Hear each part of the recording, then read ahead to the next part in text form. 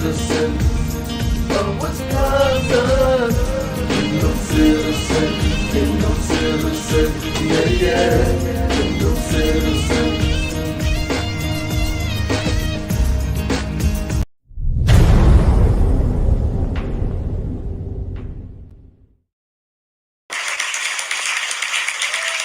Blessings, blessings, blessings, blessings, blessings.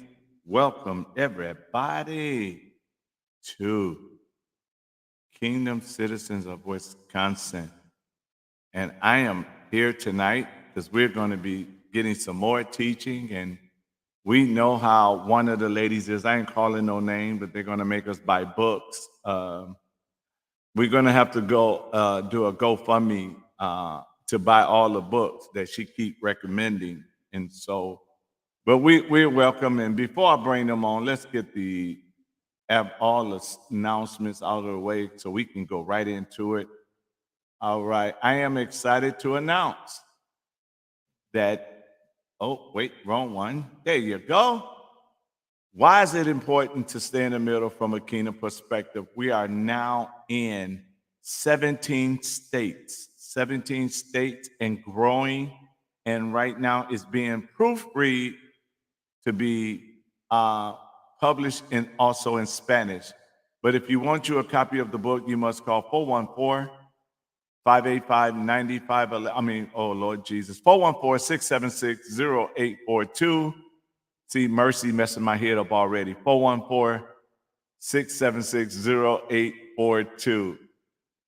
Amen. So we want you to call. Right now, we're still looking for volunteers. It's time to go through our training so that we will be ready for opening day for the Brewers. We will be working at the Brewer Stadium to raise money for Kingdom Ecclesia Academy.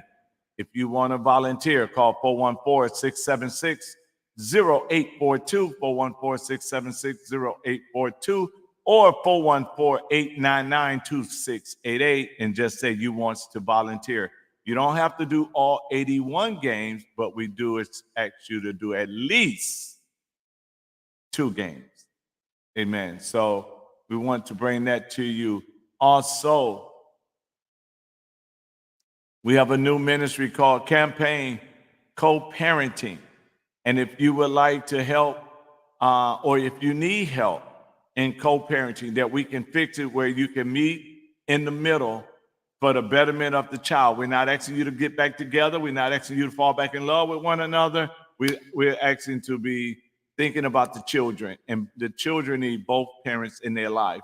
So if you want some help counseling both of you so that child can have both parents, please call us at 414-585-9511. That's 414-585-9511. And then starting this Friday night, introduction of the Kingdom Summit. It will be February 23rd, 24th, and 25th on that Friday at 6 p.m., Saturday at 4 p.m., and Sunday at 6 p.m.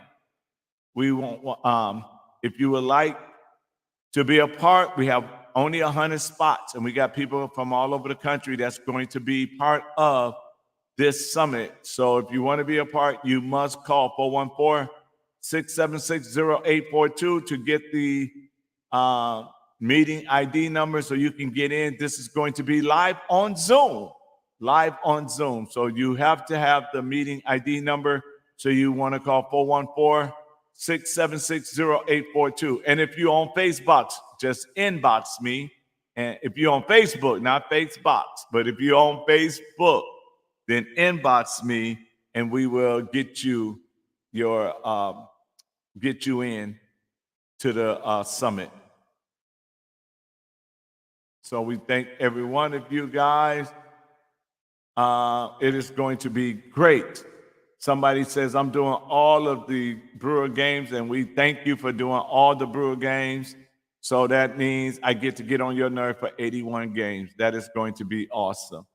So we're excited. Y'all know how we do it here at Kingdom Citizen of Wisconsin on Saturday Night Live for the teaching. We have, I call them AKA Martha and Mary, but they changed their name on me to Mercy and Abigail. Let's welcome in Amber and Sarah. Oh, wait. Who I'm missing? Oh, there you go. I'm here. Whoa. This is weird. They're like rearranged now, and I don't know if I can handle it. I'm not sure I can either. Now I can. Oh, wrong way. Now I can poke David. Is it? Oh yeah, that's right. It's got to go opposite finger. Okay. It's Oh, his wait. fault. Point the finger. Point the finger again.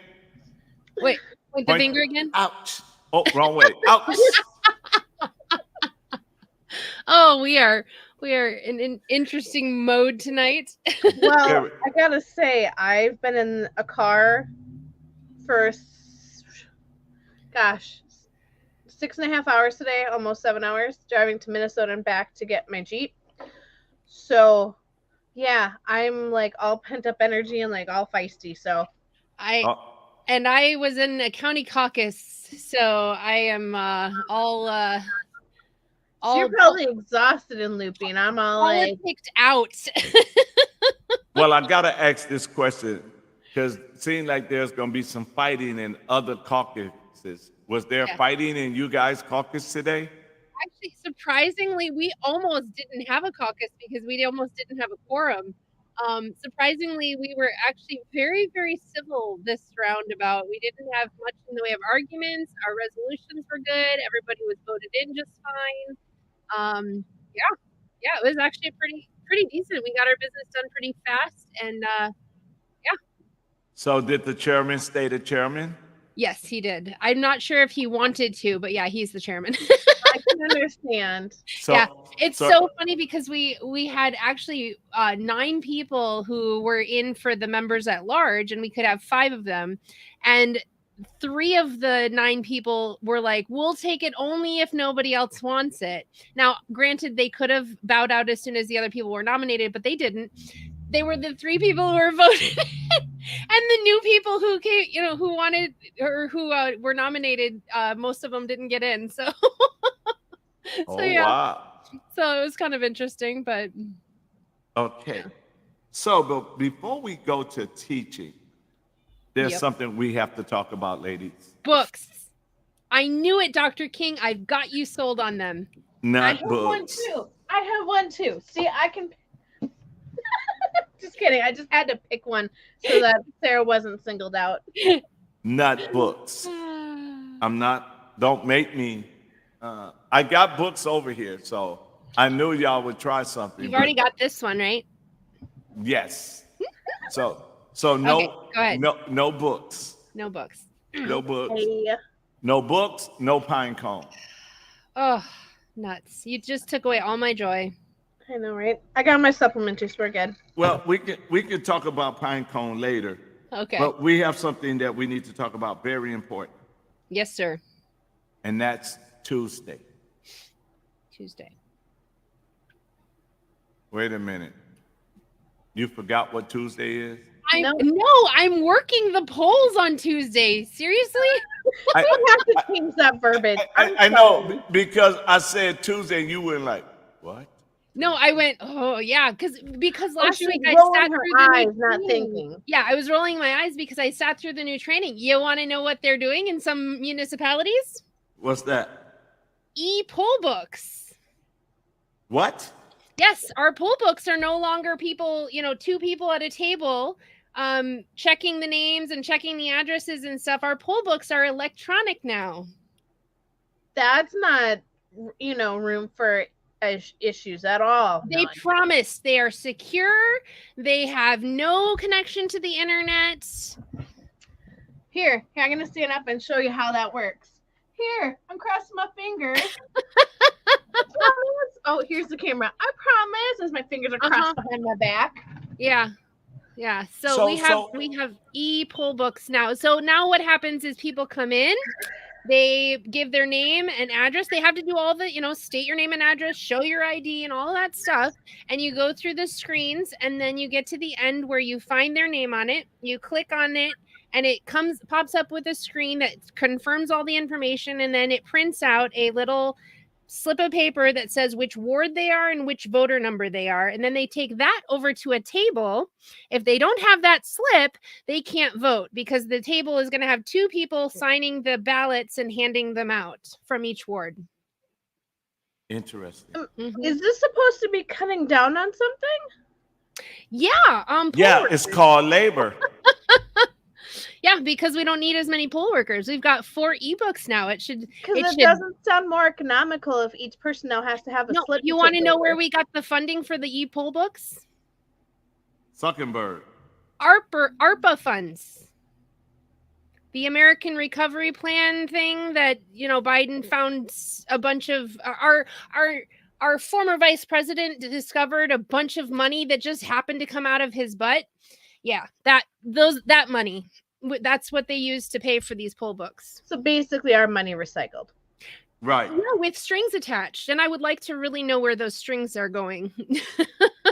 And I'm with you on that one because hands. we need to know because we have a very important race coming up. Mm-hmm. And I want to start it off like this, and then I'll let you ladies jump in, beat me up because of what I'm about to say or whatever. Okay. Look at her. She ready to beat me up too. She holler, okay, real fast. I am in fighting zone, so let's go. Okay. We have the Supreme Court race coming up, right? Yep. And so in the process of the Supreme Court race, I don't want anybody that are listening to vote for somebody just because they're a man, a woman, black, white. I need you to vote for somebody that understands the Constitution and is going to vote in a way where even if they don't vote in my favor, they vote the Constitution. And can I add a caveat to that? I sure do. Want you to. I want you to vote for somebody who actually understands that there is a higher moral authority and that life begins at conception and ends at natural death. Yes. And can I tell you that one of our supposedly conservative candidates will not answer that question? Really? We had an interview from our conservative candidates at our caucus, and they were asked, can I say she was asked, what is your position on life and when it begins and the higher moral law? And she's basically sidestepped it, didn't answer the question on life, but she said, my personal beliefs do not interfere with adjudicating law. Wow. Now, if you look at it from the idea of an activist judge, that would make sense, right? We don't make law based on race, gender, creed, whatever, all of that, right? Right. But when you're asked, when does life begin? And what is your take on when it ends, right? When you're asking for a defined belief system that has everything to do with our constitutional law, I mean, it's spelled out in there, in our declaration, in our constitution, and she cannot answer that question. I have to question whether or not what happens when the law gets changed by our legislators to allow for abortion on demand. Right. But I mean, and it's the way we standing in the middle, it exposes a lot of different things, right? Mm-hmm. For example, I asked I didn't ask. I saw a video, and I will play it for anybody that wants to see it. I saw a video where the other one was asked, would you support the other one if they come out of the primary and you didn't? Mm-hmm. And this is how it was answered, and I quote, there are other races where you have two conservatives in the race and one lose, and you get to support the other one. But in this race, it's not the same thing. And I can't see myself supporting any other candidate in this race. And because none of them are qualified. Mm. And I said, one person was asked if you would support the other one, and they was like, no, because none of them qualified. Then it was said that if the other one would come to them to prove that they are a constitutional conservative, then if they come to me and tell me they're constitutional conservative, then I will probably, maybe, if, after we talk down the road, sing, dance, shout, whatever, then maybe I will support. Yeah. Now, let me tell you why I have a problem with all of this, whether her not answering the question or him not answering the question. I know they heard of the Constitution. I know they might have probably looked in the Constitution only when they needed to look in it at a certain time. But my problem is, will either one actually stand on the Constitution? Because when you start to say liberal justice, conservative justice, they're not standing on the Constitution. They're standing on what the other side believes. And that's why conservatives was mad at Hagedorn, because he stood on the Constitution and he voted, one of the votes he made did not favor neither side. It didn't favor. And they was upset with him and they called him a rhino. So I need y'all to help me. Look at this. Good evening from Pinecone. We knew somebody. So my thing is, I think what we confuse people on is the word liberal and the word conservative, and I tell you why. You got some conservatives says homosexuals can't be conservative, but you have homosexual conservatives, right? You have homosexual conservative, you have Christians conservative, you have constitutional conservative, you have Republican conservatives. So help me understand what is or should we stand on the word conservative, or should we stand on the Constitution and our God-given right? Help me understand. It depends. What are we conserving? Ooh. Because we can say we're conservatives, but what is it we are conserving? What are we protecting? What are we defending? That, like, a lot of people say they're conservatives, but they don't even know the meaning of that word. They just say, I'm just not that thing on the other side, right? Here's something I was just listening to on one of Chris Sandell's older podcasts. It was either her podcast from 2018, Regulating Social Media and Condemning ICE, or the Daily Journal, Why Does a Certain Left, I'm not going to say, because again, I don't want us to get a certain TV channel that starts with a C and ends with an N. Hate America. So it's one of those two episodes, and she was talking about how the main thing that we need. I'm so glad you enjoy my weird ways of saying things.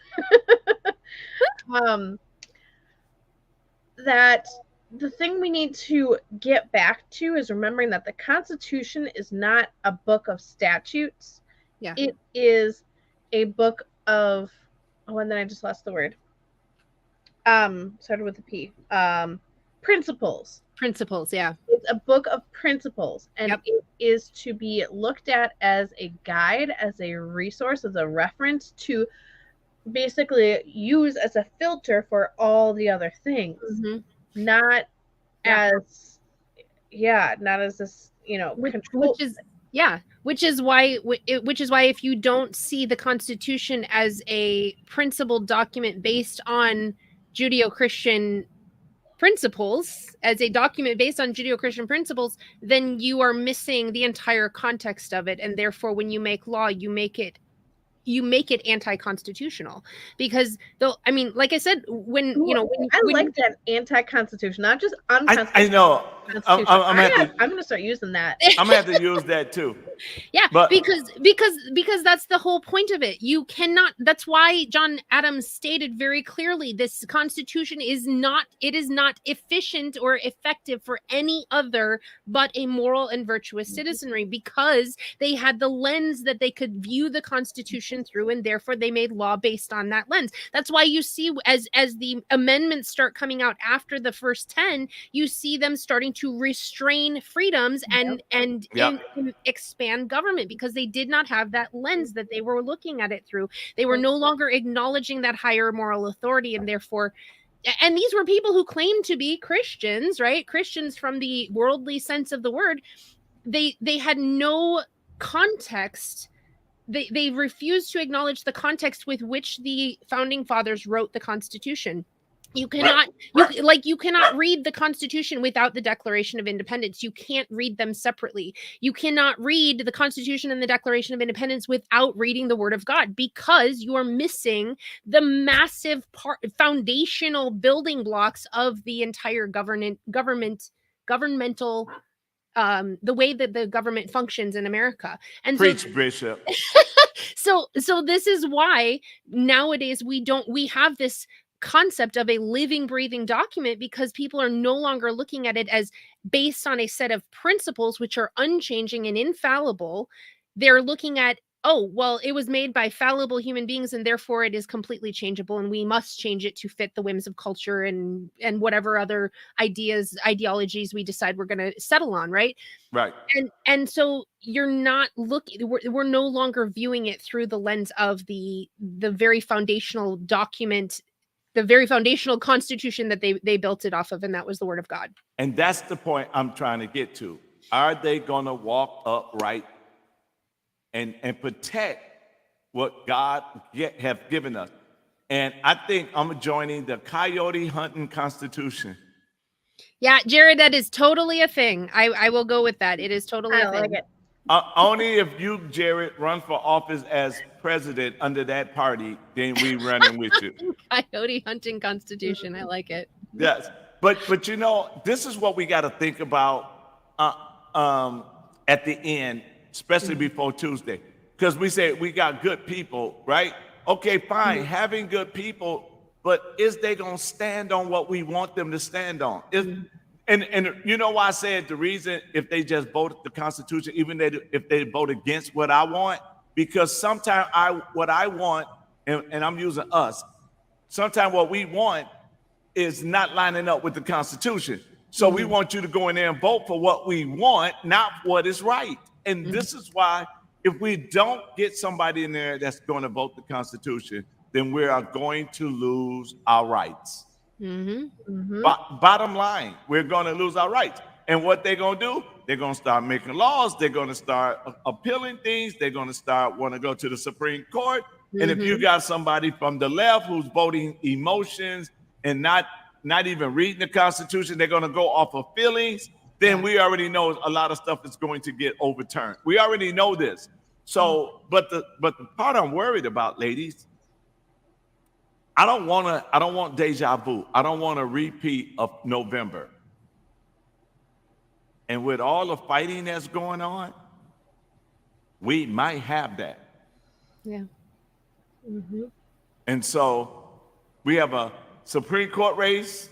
Some people have I believe a state Senate race. I have 3 aldermen in our city race. We have school board race. We have a municipal judge race. Municipal judge, yeah. Yeah, race. I do want to push back a little bit on the whole fighting thing. So I think because we've had such a, and this is just my opinion, but I think because we have had such a apathetic citizenry, this sort of semi-new idea of the fighting and the infighting and all of the, the divisiveness is kind of taking us aback. But I will tell you that the original governance, the original that was how they did it. Like they fought on local levels because that they were fully engaged in the process. And so I think some of us kind of we tend to get a little bit gun shy, and I hate to use that word, pew pew shy. I don't know, that doesn't sound right either. When it comes to seeing a lot of this division, right? But I actually think that more division, especially in this culture, maybe if we were not in a morally repugnant culture, the division would be a little bit more something that I would be shying away from. But I actually think that that's a good indicator that people are waking up. Your mic is going out Is, in oh, a little can you bit. hear Yeah, me? it got Sorry. kind of funny for a second there. Can you hear me now? Yeah. Yep. I think it was because, okay, so I'll just put it, well, hold on, let me adjust real quick. All right, can you hear me now? Yeah. Yes. Okay, so I think that division, because of the culture that we're in, I think that that's actually kind of a sign of we're not flatlining anymore. Well, let me say this about it, because I get what you're saying, and a good fight is good. But I really believe what we have seen, and I always get in trouble, so y'all know, help me. But I guess I'm gonna say it. Okay, I'm gonna just say it. Just say it. Just get it out. Fighting is good because you need to know what you got. Yeah. The sad part about the fighting, and I'm not talking about the two candidates, I'm talking about the people that's supporting the two candidates. So the fighting is good if we was mature. Yeah. But we have been acting like children. So when the fighting is over, we're not going to vote. We're going to pout. We're going to go home. We're taking our basketball and we're going Fun home. names and Right.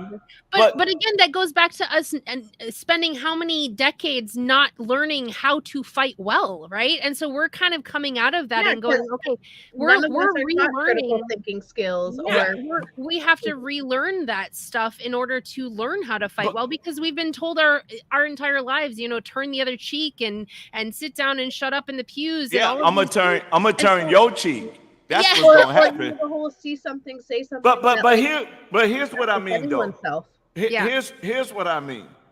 In wrestling, they have what's called a Royal Rumble, where everybody get in this ring, and whoever throw everybody over the top rope, they the winner, right?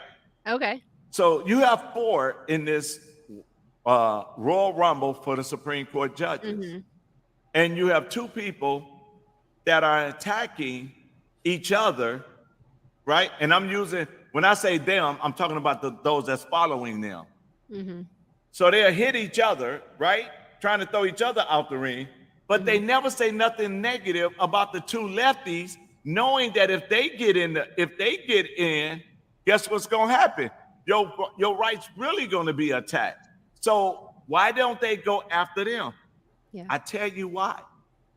As conservatives, they'll fight each other and they'll block each other on Facebook, and that's the worst of it.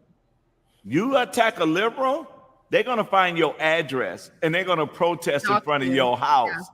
So they don't want that. So they'll kill each other, they'll tear up each other, and then when it's time to fight the other side, they run.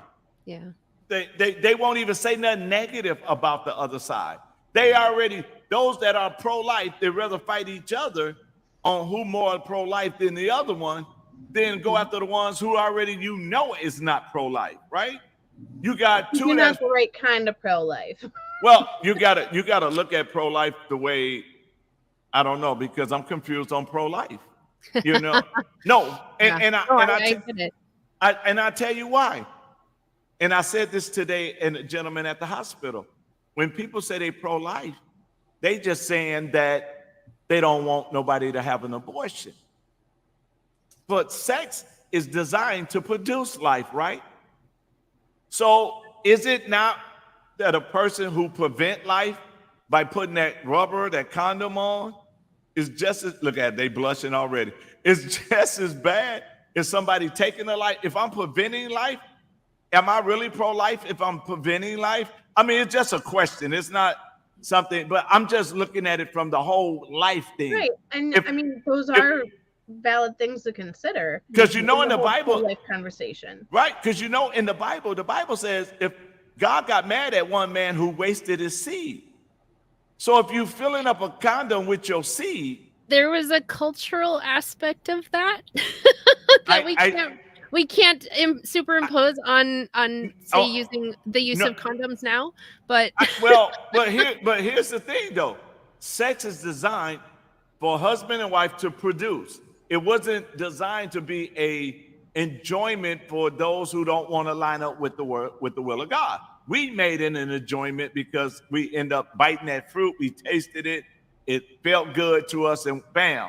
But we forgot what it was designed for. It was designed to produce. So if there's a condom involved, then you're hindering what it was designed to produce. I could argue the stewardship angle of it, though. Well, see, first of all, they're supposed to be married because the Bible says better than married than to burn. Yes, but what I'm saying is there's a stewardship angle that you have to because God asks us to steward our resources well, right? Right. And so if a woman is pregnant over and over and over and over again, it may be within the bounds of marriage, but what about her life? Right? Like there are ability to care for, or the ability to care for them, right? So they had family planning without condoms centuries ago. It wasn't like they were, Jewish families weren't getting pregnant over and over and over and over again and, like not spacing them out and stuff. But there's literal health issues that some women have to worry about, that they can't always be pregnant because it could kill them.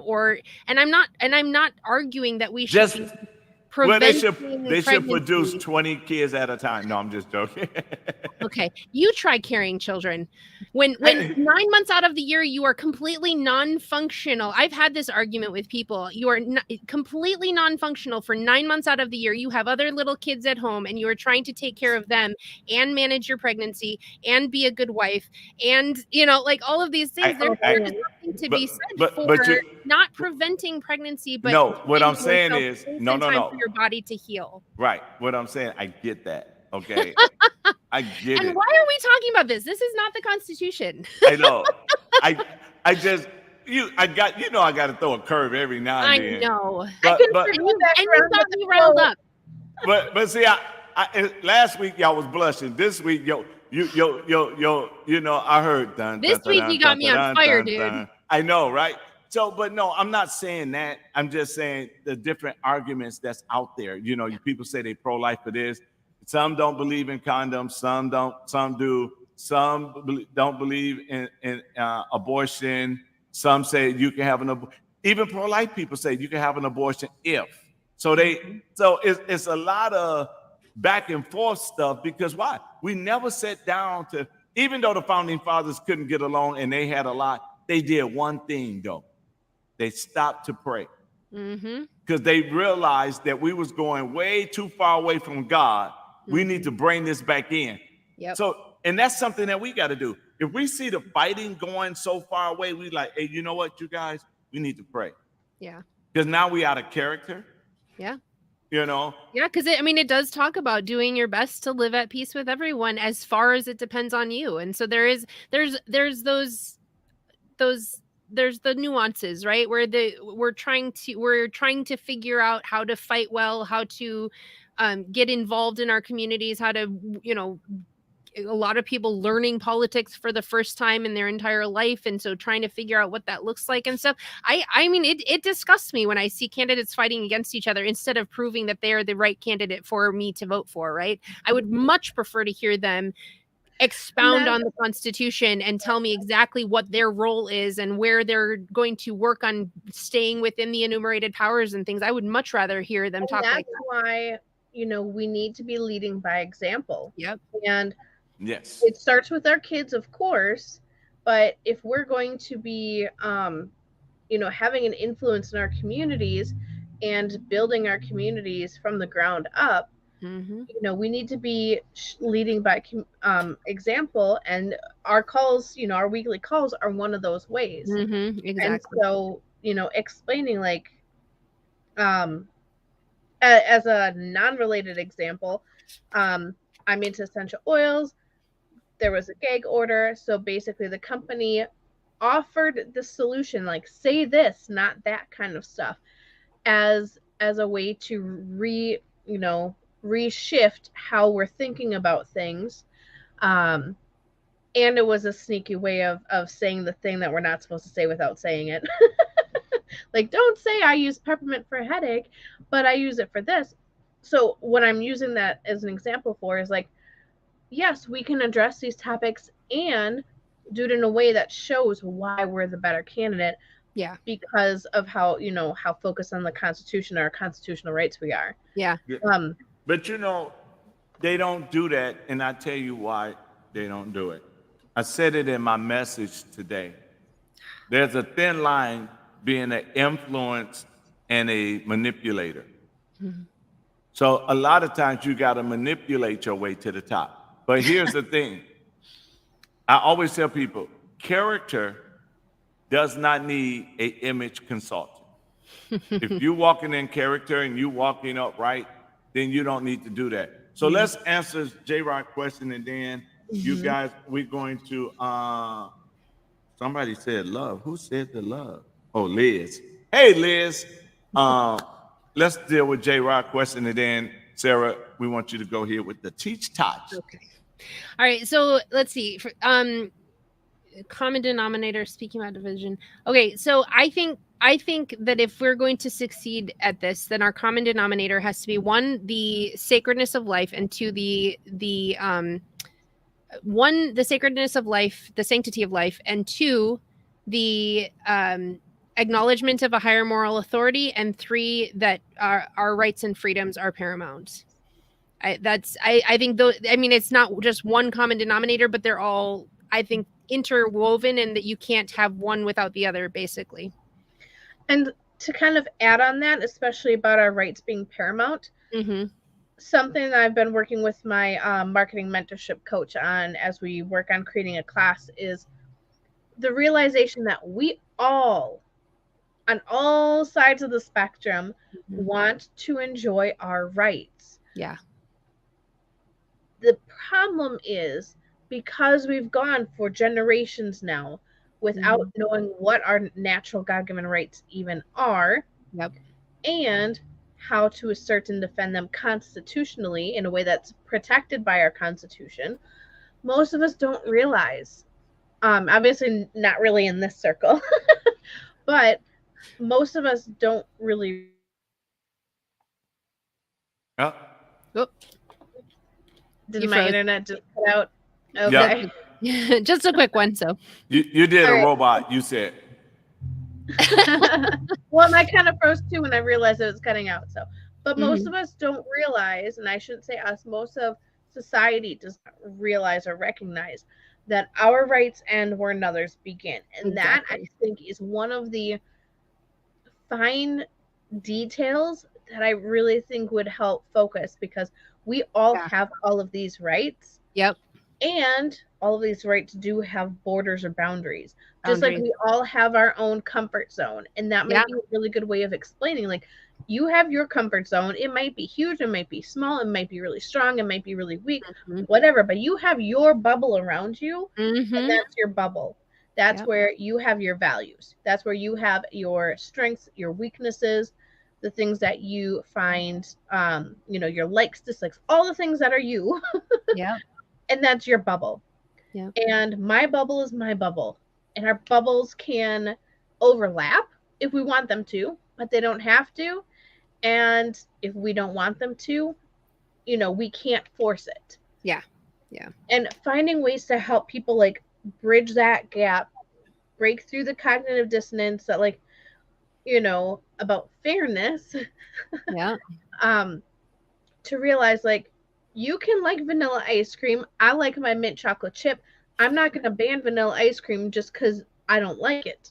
Exactly. Um, Exactly. I will. using like really silly examples to Yeah, show but yeah.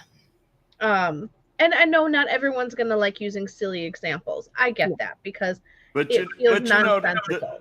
but you know, the silly examples is exactly what we need to use, so that people can understand and say, "Wow, it's that simple." Yeah, Yes. because that I just heard somebody, a comedian was talking about how this idea of utilizing comedy has been an ongoing thing. I mean, they were using comedy all throughout history in order to get points across. That's why they call it satire, right? They mock certain elements of society that are completely lacking in common sense, or just insanity. That you think of the Met Gala, where all of these rich people are supposedly mocking the bourgeois, and in essence they're literally mocking themselves, right? Because they are so disconnected from reality, because And they're maybe so a locked in better their bubbles. example, yeah, and maybe a better example than like the flavors of ice cream is, you know, maybe Sarah, you have a dairy allergy. You literally for your life have to be Mhm. dairy free, but I'm not. Yeah. I'm not going to ban all dairy ice cream just Yep. because you have a dairy ice cream or a dairy allergy. It's just you're just gonna choose not to consume that. Mhm. Nope. And that might be better. I'm going to make a law. No ice cream.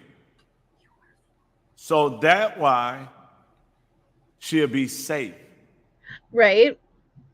Because that's what they do. Oh, Right. Yeah, we exactly. want Sarah so safe that it is against the law to have ice cream now. Like peanuts on a plane. Do you know when they took peanuts off a plane, I was very, very upset. I liked peanuts. Yeah. Or literally they're doing those types of things where they're mandating you can't have any sort of peanut related food in the lunchrooms in the schools, because allergic to them. Now, is there something to be said for you don't offer your allergic friends, your peanut whatever Right. from Yeah, from not the lunchroom? Yes, obviously, but that's where we're going back to the whole idea of responsibility comes with rights, right? We don't just have rights, we have responsibilities that go along with them. So we are looking out for the best interests of others without losing or involuntarily giving up what we are privileged to have. Yes. Exactly. As they say in the world today, that part. That part. That part. Yeah, that part. So, okay, now that we got all of that out the way, come on with it. Come on with it. Teacher? Am I Oh, I thought you were like gonna do an intro music Yeah, or I did something. too. I was So waiting for like, that. what are we waiting for? What? Like, come on with I what? want to share There we go. a quote because I'm gonna. Oh, go ahead.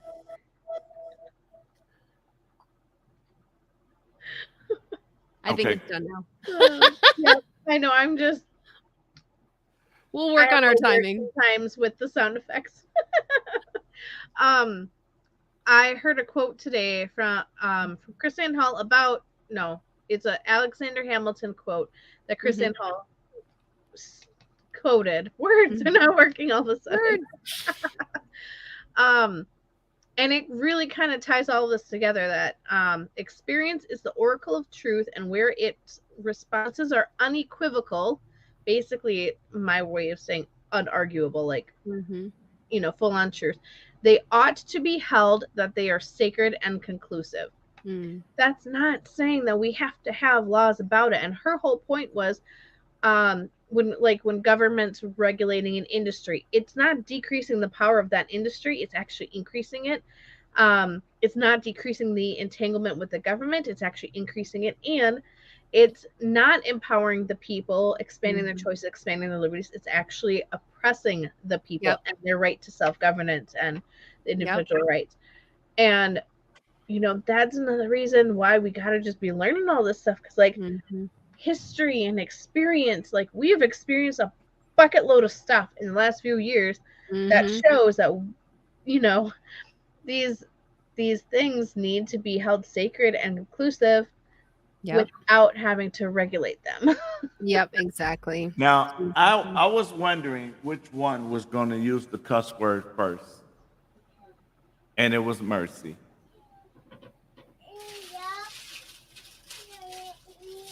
Yes, Mercy, you did it. Where are you? Okay. She used the cuss word. What's the cuss word? Personal responsibility. Oh, Oh, right. Yeah. Yes, it's a horribly vulgar phrase. Yes. How dare we? How dare you open your mouth to say where's my personal? hang on. Where's your halo? Nope, no. Your dunce cap? Yep. Nice. My paper's not wanting to Roll. there. My dunce cap. There you go. You. Yes. God forbid we use personal responsibility. Yes. So, I mean, we got a lot of education and educating people to do. We Mhm.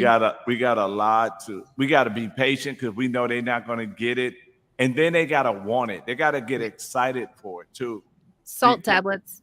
Yes, the salt tablets. There you go. We got to throw those salt Vitamin C. tablets. And so we need to really get on to think because of the fact that, oh, somebody, wait a minute. Who's that? That's Liz. I'm gonna say that Liz again. Liz. Hi, Liz. Oh, yeah. But it is, but I mean, we have fun with this and we joke, but we do understand the importance of learning the Constitution and learning your rights and how to win a court case without a lawyer. I mean, we have to understand because you're good, Liz. We all having You're fun good. tonight. Oh, yeah. But we have to get to that place where we look at it and says, you know what? If you guys cracked me up. Okay. If you still wants to be free to laugh. Yeah. And I'm gonna say this last one, then you're gonna go because I just had this conversation with a guy in the hospital today, and we was talking about homosexuality, and I'm like, why do we have to make a law for somebody to feel good what they're doing in their bedroom? Yeah. Can you imagine they make the law say you can't be in this position when you with your husband in the bedroom? Or here's a potential law that they could make. You can't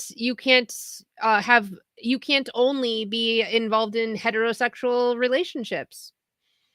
I mean, they're pushing that on a lot of people nowadays. They're saying you're a bigot if you're heterosexual. I mean, what was it? They were asking heterosexual guys if they would date a trans person. No. No, they're lacking in specific parts that heterosexual guys really, really like. So I know, right? And here's the thing. Can you imagine they make a law now that says, oh, we're going back to the days you can have more than one wife, and it's against the law to only have one. Yeah. Because we're losing populations. I mean, yeah. I mean, look at Japan's declining population. Yeah, I mean, when you look at this thing, it's so stupid that if we don't protect our rights, it can happen. I know people not are saying only protecting our rights, but not making everything a right. Only things that are uniform across human population are right. It's not, you don't have the right to murder another person, whether they're unborn or not. It is across the board. That is your right to life, right? And I'm pretty sure that nowhere in the Constitution, nowhere in the Declaration of Independence, and nowhere that Sir William Blackstone wrote about our natural God-given rights, or just our natural rights, if that's your flavor of putting it. Yep. Does it say you get to be with? I'm gonna look it up real quick. Okay. That you get to be with. That you get to be I didn't with find it. whoever you want to be with in that kind of context. Yeah. It's not a natural right. Right. Right. Just like they made a law, you can marry your dog. Yeah. That is not a Right. God-given right. Marriage is not a right? Marriage is a privilege, it's a responsibility, it is a duty for some to choose it, but it is not a right across the board because we don't marry off our children, right? We don't marry, we don't under the context of God's institution. It was an institution set up by God to, one, to symbolize Christ and his bride, and two, to formulate the basis for society, which was the family. Right. So if you are marrying somebody who cannot produce children with you because they are the same gender as you, then it's not, And that this is, goes to age too. I mean, Yeah. that's why you cannot be with someone whose reproductive systems are not advanced enough to do this. And that's why the whole like child attracted maps. Maps. baloney, I almost swore. Yeah. Minor Yeah. attracted people. Yeah. I Just almost say swore. maps. Baloney Yeah. is See- total BS. Yeah. Y'all getting feisty tonight. I mean, Oh, Get it? Yeah, you got us going there, Dr. King. yeah. you know, y'all is And like, you do realize the next constitutional article subsection is about the remedy for wrongs. oh. So I mean, we're going right into it. Victims Okay. of crimes and all that fun stuff. so Yeah. so let me say this, and then Sarah, go down with it. All right. Yeah, Let's see. an hour into our discussion, we're finally know. getting to the Constitution. I know. And Stacey, that's a really, really good question.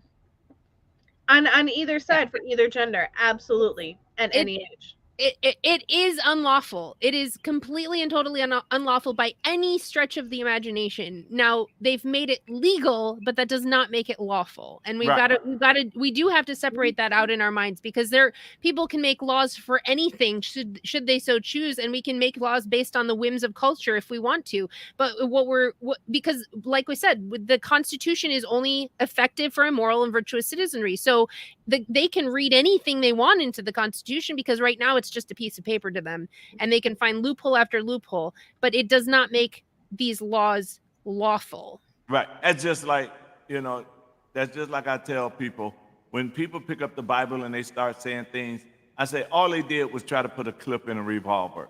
It doesn't mean that no matter how they try to use it, it don't work. And so when we start to look at, I was watching on TikTok one of the confirmations of one of the judges, and the guy asked her, "Can you tell me Article 5 in the Constitution?"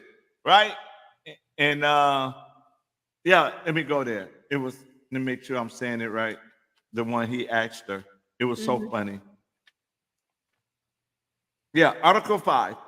And he said, "What is Article 5? She says, "I don't know off the top of my head."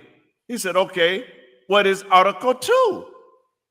And she was like, I don't know." But you're trying to be a judge.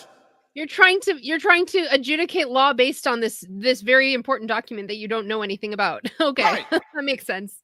You don't know what 5 means. You don't know what 2 means, but yet you want to be there. And this is what we're talking about. See, man's law will never override natural law, which is God's law. And so we have to not just bow down to man's law when it goes against natural law or God's law. With that, come on, Sarah, before we spend another hour getting fired up, and because Mercy ain't got no mercy no more. She was about to cuss. So All right. Am I supposed to answer this question first? if you want to. Okay, so you can make the law say anything you want and it becomes legal.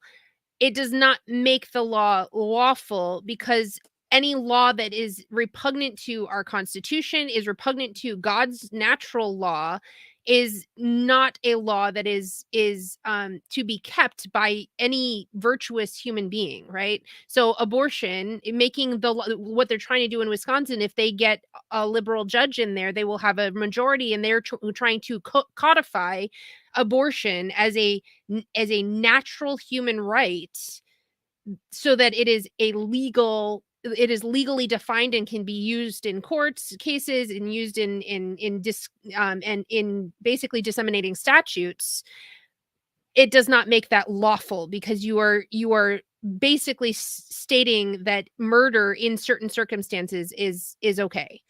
And so it can be legally adjudicated, but it cannot be lawfully honored, if that makes sense. I mean, I think that's the best I can come up with. It's just, it's there are a lot of laws on the books today that are perfectly legal, and people will adjudicate law based on the precedent of it, but they're unlawful in the sense that they should never have been made into law to begin with.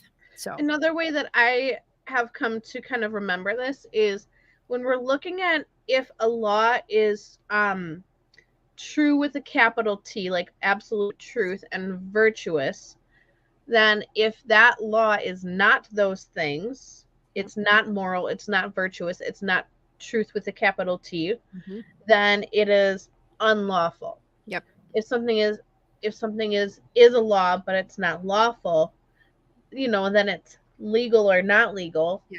But if it's, and that's where it took me a lot of time, more time than it should have taken me, to understand the difference between being unlawful and illegal. Yeah. But if you remember that, like, law is actually supposed to be virtuous and moral and true. Yes. But that it restrains injustice, right? It restrains unrighteousness. That's what the law is for. Yeah. Yeah. Studying biblical law helped me wrap my mind around it, because biblical law really is the ultimate true virtuous moral code that we have. Yeah. So using that as kind of the baseline, if a law is not kind of like in alignment with our spiritual constitution, then it's unlawful. Yes. But man-made laws may be legal or illegal. So yeah, that's kind of how I think about it. And a really good example of this is that the founding fathers studied laws from multiple cultures. I mean, you've got Hammurabi and the Rosetta Stone and all of these other where the laws were codified and were able to be read and understood, and they still chose the Old Testament law as the basis for our Constitution, because it was, in any sense of the word, the law of Moses was the foundation of any virtuous society. And so that was the whole idea. I mean, it wasn't like the founders were just like, let's pick some random lawmaker and hope that this is going to, function as a good government. No, they studied laws from multiple societies and cultures, and they chose. Why in David Barton's original intent book, in like the first couple chapters, he actually quotes someone who's like, technically, I think he was like agnostic, maybe, who still said that the Bible should be taught in schools, because the moral compass and moral code that's taught in that, people from any belief system can still sign on with. Yep. And I have an example. My mentor, David Edwards, was advising one of his clients, one of his members, as to like what kind of organization what kind of PMA he was going to set up. He was leaning more toward a ministry structurally. Yep. But he was having a really hard time with like the spiritual aspect of it, because he considered himself agnostic. And David somehow talked the guy into, because he'd never read the Bible himself, he convinced the guy, just try reading the New Testament, not as like a factual historical book, whatever, just as a guide. Just experiment with that. And he did. He went and read it, and he was like, yeah, I mean, the 10 Commandments are pretty dang hard for any religion to argue with, unless you're like flip-flop cult level cuckoo for Cocoa Puffs. But I like Cocoa Puffs. I do too. Yeah. I get the vegan organic ones, but yeah. So Well, and it's why communism is so anti against the 10 commandments. I'm reading something called The Naked Communist, and he goes into every commandment, and he goes into exactly why it is so antithetical to the communist Marxist philosophy, and why they hate it so badly. And it's not just because there is a God involved in those commandments. It is because it undermines, it is the basic foundation for a virtuous society of free peoples. And so communism doesn't want people free. They don't want people thinking for themselves. So they encourage adultery Like because it breaks up the like family. certain denominations. What? Did I say that? Yeah, go ahead. Oh, all I was saying was like, oh, so like certain denominations don't want, you know, their followers thinking for themselves too. Yeah, kind of. Yeah, exactly. Which was another thing that the founding fathers were against, and which was why part of the reason why they fought the revolution, so that everybody who had a religious conscience could worship God in the way that they so chose and that they felt was the way that they were supposed to. So yeah, I mean, it is so fundamental. I cannot impress upon you guys enough. This is so fundamental. If we do not have a solid basis in the Word of God, we will not understand these constitutions. We will not understand where they come from. We will not understand why they were written the way they were, and we will not be able to form a virtuous society without it. Even if you don't believe in the God of the Bible, understanding the fundamental principles. basis for the law of the Bible will have you head and tails above everybody else in society. So Yes. That's why it's principle over party, exactly. That's as right. Christian Hall says. So, Yes. yep. So, All right. So are you ready? number 9, an hour in, we're doing good. Number 9, Wisconsin State Constitution. It's a very short one. It's section 9. Every person is entitled to a certain remedy in the laws for all injuries or wrongs which he may receive in his person, property, or character. He ought to obtain justice freely and without being obliged to purchase it completely and without denial promptly and without delay, conformably to the laws. So, did you catch that?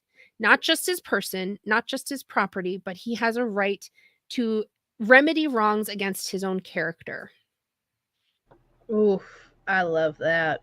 Love that. And it's supposed to be taken promptly, without delay, and in conformity with the laws. This was something that even the founding fathers talked about. A person's reputation, their identity, is so wrapped up in their personal rights, in their God-given rights, that if somebody injures your character, you have a right to remedy that under the color of law, basically. Yep. And this is exactly why our rights extend only as far as another's begin, because when slander or libel are involved, Yep.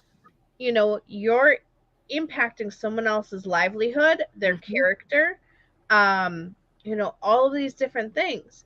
And But that's where we isn't that my First Amendment? no. But that is the argument that, oh, I have freedom of speech. I get to say whatever I want, wherever I want, however I want. No, there are limitations. Which is true if you are acknowledging there is a responsibility that comes along with them, right? Bingo. Yes. You can say whatever you want, right? The Nazis can walk down, the neo-Nazis can walk down a Jewish quarter and do their marches and parades and scream anti-Semitism in the streets, and the Jews can sit there and allow it, but they also have to bear the consequences of that. They could be taken to court for libel against an entire people group, right? They have that option for a remedy for wrongs. That's what it's called. So this is exactly what we are talking about when we are talking about a person's character and our God-given rights. We cannot divorce them from responsibility. We could yell fire in a theater if we so chose, and yet we will face the consequences of damages to other people, right? If they're trampled as they leave and there was no fire, you could be held liable for that and sued. And because that movie theater is private property. Exactly. And it's not only damages to other people. if there are It's damaging damages, property. even from other people to the movie theater property because of the trampling and the stampede to exit, you are also held liable for that because you overstepped the boundaries of your rights by not Exactly. taking responsibility for the repercussions of them. Yeah. Which is a reason why that is one beef I have with Thomas Jefferson, is that he did not fight harder against the people who were slandering him and spreading lies about him, because now, this time in our history, there are a lot of things that we don't know about him unless we go in and read about from his contemporaries, Right. and we read from his own letters and things. And he's literally slandered even today because he did not fight hard enough to regain that character, right? His character was assassinated so badly that even today we still have these myths and things about him that are spread everywhere. And there's so much. I mean, when you read his writings, when you read his letters to people, when you read about his contemporaries and how well thought of he was, I mean, there's so much we miss, but that's why I actually no longer use the sticks and stones may break my bones thing anymore. Because words do have an impact. Even if you don't believe that words can have that energy, that frequency, that energy, even though there's those tests on ice that show it does, and the tests that you did, Dr. King. Yep. Even if you don't believe any of that, you know that even from high school, that if you talk bad about someone to someone else, it could ruin their friendship, their relationship. Oh, yeah. And I mean, that's on the really minor scale, but it could lose people their job. It could lose people relationships with family. It could end up actually harming someone's life if someone took action on what they thought was true about that person. Yep. It could literally take a life. And so that's why I no longer subscribe to the sticks and stones thing. That is old school. It is a dead and gone phrase to me, and we need to upgrade our thinking. And I actually think it. But people will pay more attention to that, and if someone actually did something about it, right? So when in this race for mayor, the moment they start slandering my name, I'm going to be slapping lawsuits. Yeah. Bingo. And when they see you do it, then that's when they'll follow it. They hear things, but they need to see it sometime. Yeah.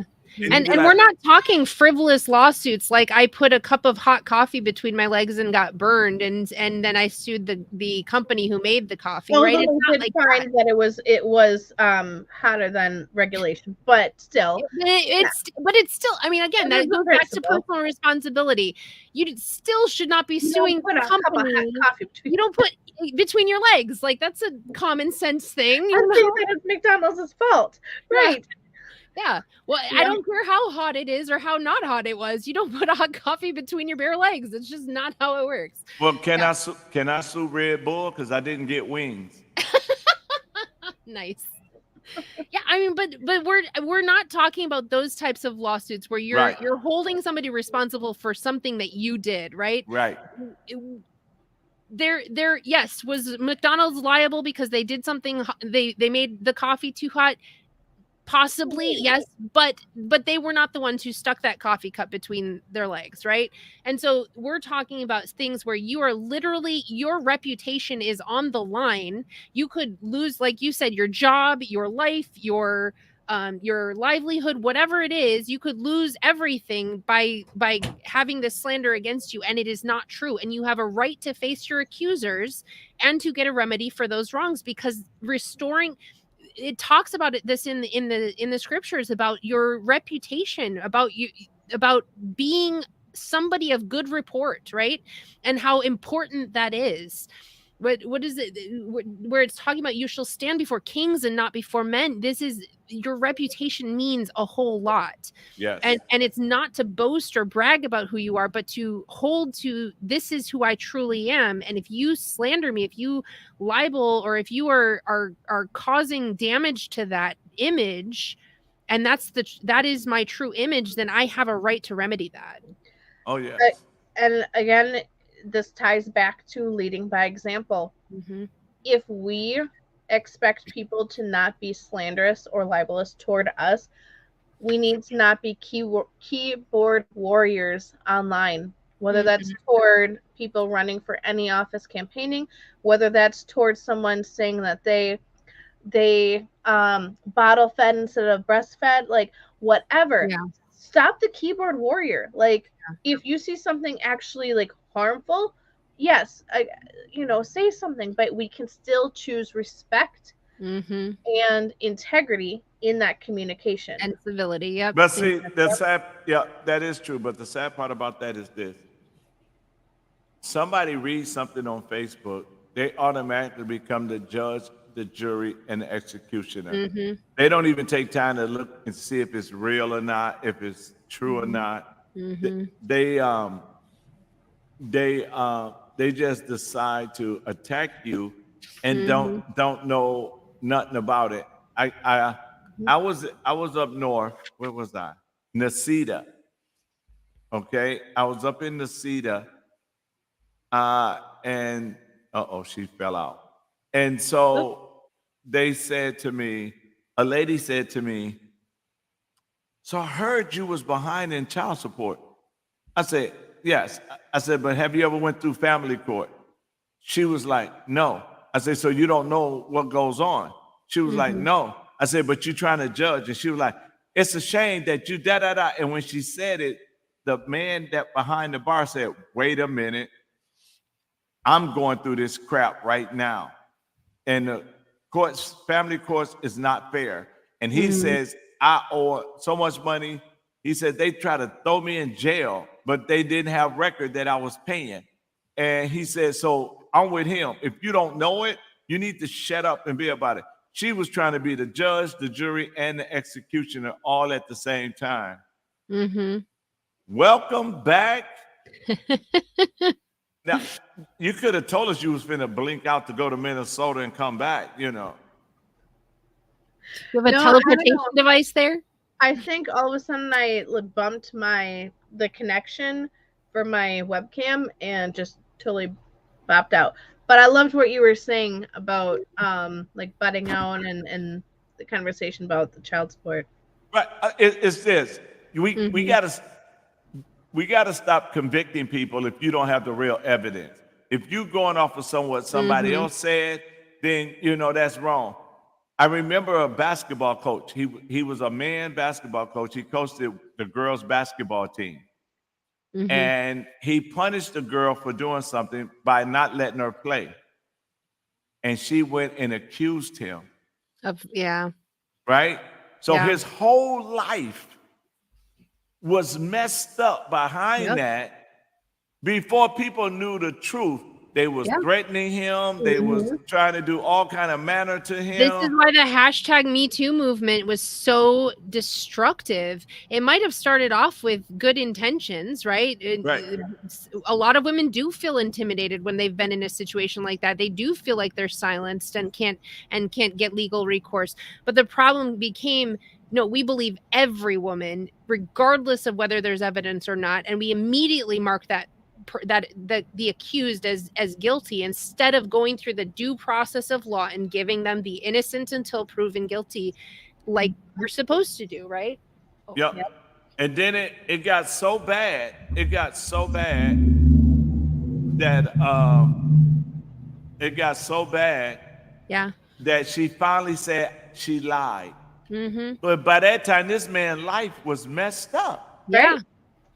But Was, if was I this was this the one where his wife divorced him and like yes, it was such it was so he yeah, I lost mean everything. his job and everything, and they took it all away from him. All because he didn't let her play. Yeah. Yeah, and this is the cancer in our society. We are not teaching people the responsibilities that come along with our human rights. And I'm just like, I know I keep repeating myself ad nauseum, but this is these children, and that they literally are children. They don't like something, and they were taught, oh, if you cry long enough, if you throw a tantrum, if you know, if you do whatever you do long enough, you will get your way. and we're not going to hold you accountable for anything. And so she felt like she had this right to destroy a man's life. She did not fully understand what her choice would do to somebody, because she had this disconnect between her rights and her responsibilities. And Right. we've become so inundated with this that we now glamorize it. I mean, look at the TV Yeah. show Catfish or Catfish, Oh. whatever it's called. Yeah. Like, watch one episode. No, thank you. I'll let you watch it for me. Yeah, you watch it and tell us. I was station surfing, and I don't remember what was even on before it, but I just let it on to have something on while I was doing laundry. And this episode, this girl, and it actually was triggered by a traumatic situation of losing her father when he started to become ill. Yeah. And it truly became a mental illness, and she used this to literally block out her real feelings and literally hurt people for fun. Mm-hmm. And Yes. that was her, like, by the end you could tell that like the threat of actually going to prison, not getting to work with children anymore, was finally the trigger that helped her realize, like, oh bleep, Yeah. I could seriously F up my own life, not, Yeah. ignoring everyone else's life that I've already, impacted, but Yeah. cyberbullying could screw my life over too. Oh shoot. Yeah. And she started to turn around. But I mean, like, when we're not leading by example, and that's my thing for tonight, is leading by example, showing the better way. Yeah. Because when we've been so disconnected, and part of it is shipping our kids off to someone else to take care of our kids, government schools. Yep. We don't get to choose what our kids are learning, how they're learning it, except for these few hours, in the day and maybe on the weekends. But most of the time we're, so disconnected. Well, when we look at it that way, when you talk about that law, that part of the Constitution, are we really ready to take that responsibility on what might happen, if we slander or falsely accuse, and then when that girl did that and she finally confessed, not only was his life already destroyed, but hers was on the road to being destroyed. Yeah. So if anybody would have raped her right then and there, nobody would have believed her. You cry wolf once, right? Yeah. Yep. I mean, that's just like Kobe Bryant. Remember in Colorado, the woman said he raped her? And Kobe Bryant, then all of a sudden he goes through trial, but then it goes and they find DNA that it was not only his DNA on the inside of her at the time that she was crying rape. Interesting. So, because we have allowed society to automatically become the judge, jury, and the prosecutioner, like when a kid, right? You said the kid fall out and cry, right? Well, I grew up, you can fall out and cry all you want. And the only thing my mama's going to say is, you can't cry blood, so go ahead and cry. You're not going to get your way, I don't get it where we say, oh, we just let you have your way and it's okay to express yourself. And okay, expressing yourself is one thing. That's when it comes to, you don't express yourself by lying on somebody else and slandering somebody else's name. And I always was taught, if you got to tear somebody else down to build yourself up, then you don't know who you are. Yep. It goes back to the golden rule, and I like to also include the platinum rule, which most people have never heard of. My professors taught us about it. So the golden rule, everyone knows, treat others the way you want to be treated. The platinum rule, and I'm going to say it and add something at the end. The platinum rule is treat others the way they want to be treated, which requires having a conversation about how do they want to be treated. And no, that does not require you to accept how they want to be treated, just honoring and respecting, okay, that's their boundary, so being able I just threw a flag on your platinum rule. I threw a flag on your platinum, and you know why? The It's reason I not threw foolproof. I'm not saying it's foolproof. no. The reason I threw a flag because I understand that how have a conversation how you want to be treated. But if a woman come to me and say and her name is Mary and she say no, I need you to start calling me Bob. Right. That's why I said it's not foolproof. Then I'm gonna say what's your last name and I call you by Yeah. your last Yeah. name because Right. Yeah. because I just I'm not I get what you're saying. Yeah. But if we just do it the way Jesus said, love your neighbor as I loved you. So if we just go with that route, then we good. Yeah. But but I like your platinum rule, but then I gotta throw a flag sometimes. yeah. Yep. No, absolutely. And I fully acknowledge that it has its limits as well. Yeah. Okay, if y'all gonna do that platinum rule for me, then y'all gotta stop eating pumpkin pie and eat sweet potato. Make Oh me no, feel.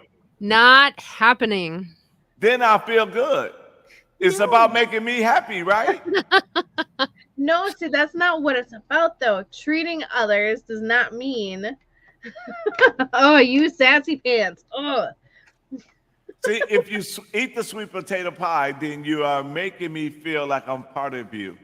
that's not the context of the platinum or even the golden rule. That's not even the golden. Like that has nothing to do with it. You're extrapolating so extremely. Or I can get like the woke people. If you don't eat sweet potato pie, you're racist. Oh dear. Right? Yep, and that's exactly why I add that caveat on there with the platinum rule, because of that and what's going on in current society, because it's taken out of context now, and it sucks. Yep. Because it does have really virtuous intentions, in my opinion, but again, virtues can become vices if we take it out of context. So, and we're gonna let her get back to teaching. So what we really telling people is this: you are free to do whatever you want to do, as long as you ain't hurting nobody else. Yeah, pretty much. You could even hurt yourself, and I'm not condoning that by any means. No, not at all. Self-governance and morality and virtue, but your choices are your choices as long as they don't hurt someone else. As long as they don't hurt others. Okay, go ahead, teacher. Okay, so I'm trying to decide whether we go through the entire section 9M, which basically defines the victims of the crime. It's in a kind of an addendum. It was created in 1993 and then amended in April 2020. So it's an addendum that came after section 9. So it's we could go through all of it, but it's literally breaking down the rights of these victims, the rights of their rights in court and under the law, their rights for compensation and all that stuff. So do you want me to go through it step by step, because there are I believe 6 sections? And I mean, we can, but I would strongly encourage everybody to read through it, because it's really just breaking down the number section 9 and really kind of going further into it. You know what? With what they're doing today and how they're just letting certain people out of prison, I think it would be good to go through. Okay, I can do that. Yeah, I was kind of just going based on public opinion. I'm cool either way. Okay. And because the reason I say that is because people don't know their rights as a victim. Yeah.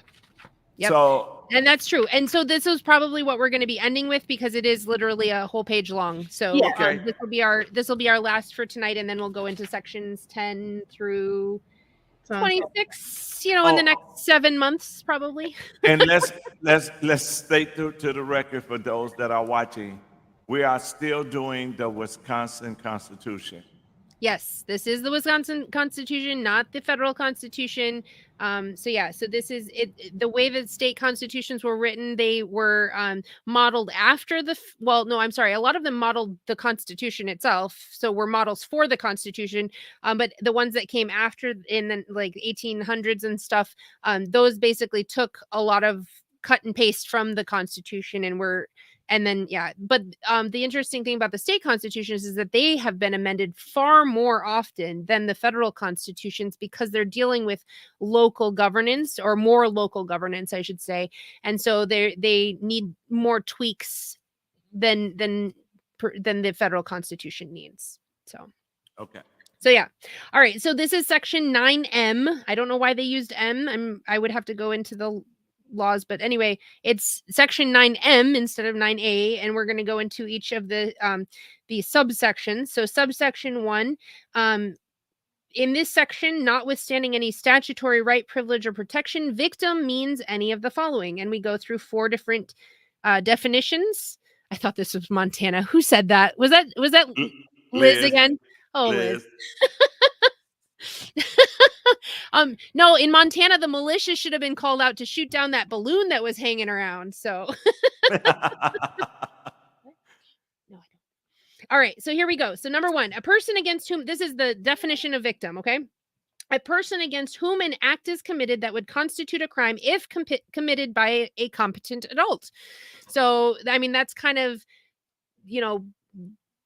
that's, like you're talking about a person who's certifiably insane would not be considered a competent adult. And so you have to treat those types of crimes a little bit different under the law and all of that stuff. I know, Liz, you're there to keep us on the straight and narrow. All right. So yeah, so that's, I mean, it's just kind of, it's fleshing out some of this stuff. So number 2, if the person under subsection 1 is deceased or is physically, emotionally unable to exercise his or her rights under this section, the person's spouse, parent, or legal guardian, sibling, child, or person who resided with the deceased at the time of death, or other lawful representative. So basically it's saying, how would I explain this? So the person against whom acting on behalf of. Yeah, so you have a representative if you are no longer able to claim the victim status through deceased or through severe physical or emotional damage. So somebody else can represent you. So you don't have to sit in court. You can have them represent you. Which is why I'm going to add, at least in Minnesota law, I'm not, because that's where my divorce situation is. At least in Minnesota law, this is why in things like mediation, a victim of domestic abuse does not have to be in the same room as their abuser, because of the emotional damage and harm that it causes and has caused. It's because it can cause physical triggers. Yep. So yeah. Yep. Yeah. So these are added protections for the victim. It's saying you are still the victim, but you have a representative victim to stand in your gap for you. Yep. All right. So number 3, if the person under subsection 1 is a minor, the person's parent, legal guardian, or custodian, or other lawful representative, again, they're the representative of that minor child, because again, a minor child is I don't want to say treated differently under the law, but has added protections in a sense, if that makes sense. Their parent or guardian or whoever represents them as a competent adult is able to stand as that child, if that makes sense. Yeah. Number 4, if the person under subsection 1 is adjudicated incompetent, the person's legal guardian or lawful representative. So again, it's going through and defining what a victim is, defining who can represent said victim in certain cases, and all of that. 4B, victim does not include the accused or a person who the court finds would not act in the best interests of a victim, who is deceased, incompetent, a minor, or physically or emotionally unable to exercise his or her rights under this section. So, how would I break this down? Help me out, Amber. I kind of wonder, and I'm not saying I know the answer to this. I'm kind of projecting here. I wonder if this part includes or is defining public.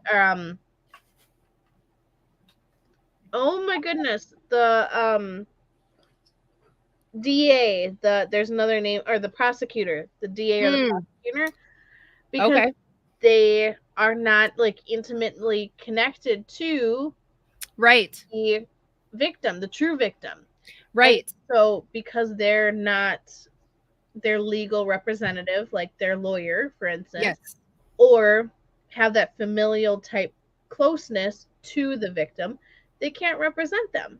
Well, and it says it does not include the accused. So the person who is accused of said crime against this victim cannot represent them, right? So it's interesting that they bring that in, that you have to define that, but I mean, they're in cases of, say, domestic abuse. If it's a child, a minor child, that abusive parent cannot represent them in court, right?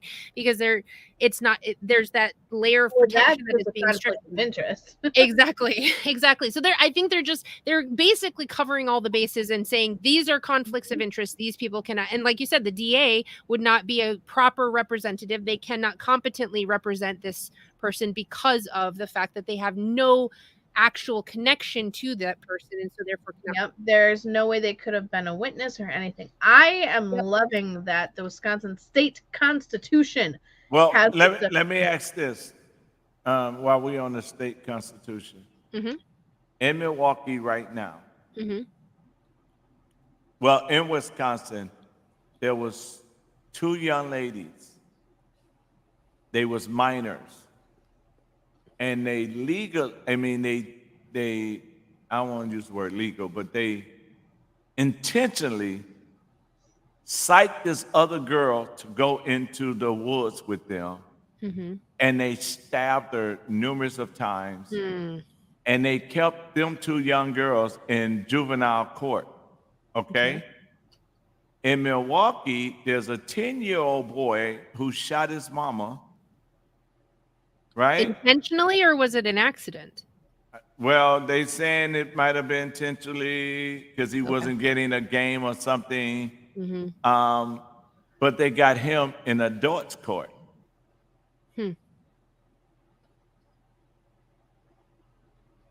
Interesting. I know. And they went to, and I saw the judge. I don't know if they're going to put it back down, but they asked him, are you competent to stand trial as an adult? 10 years old now.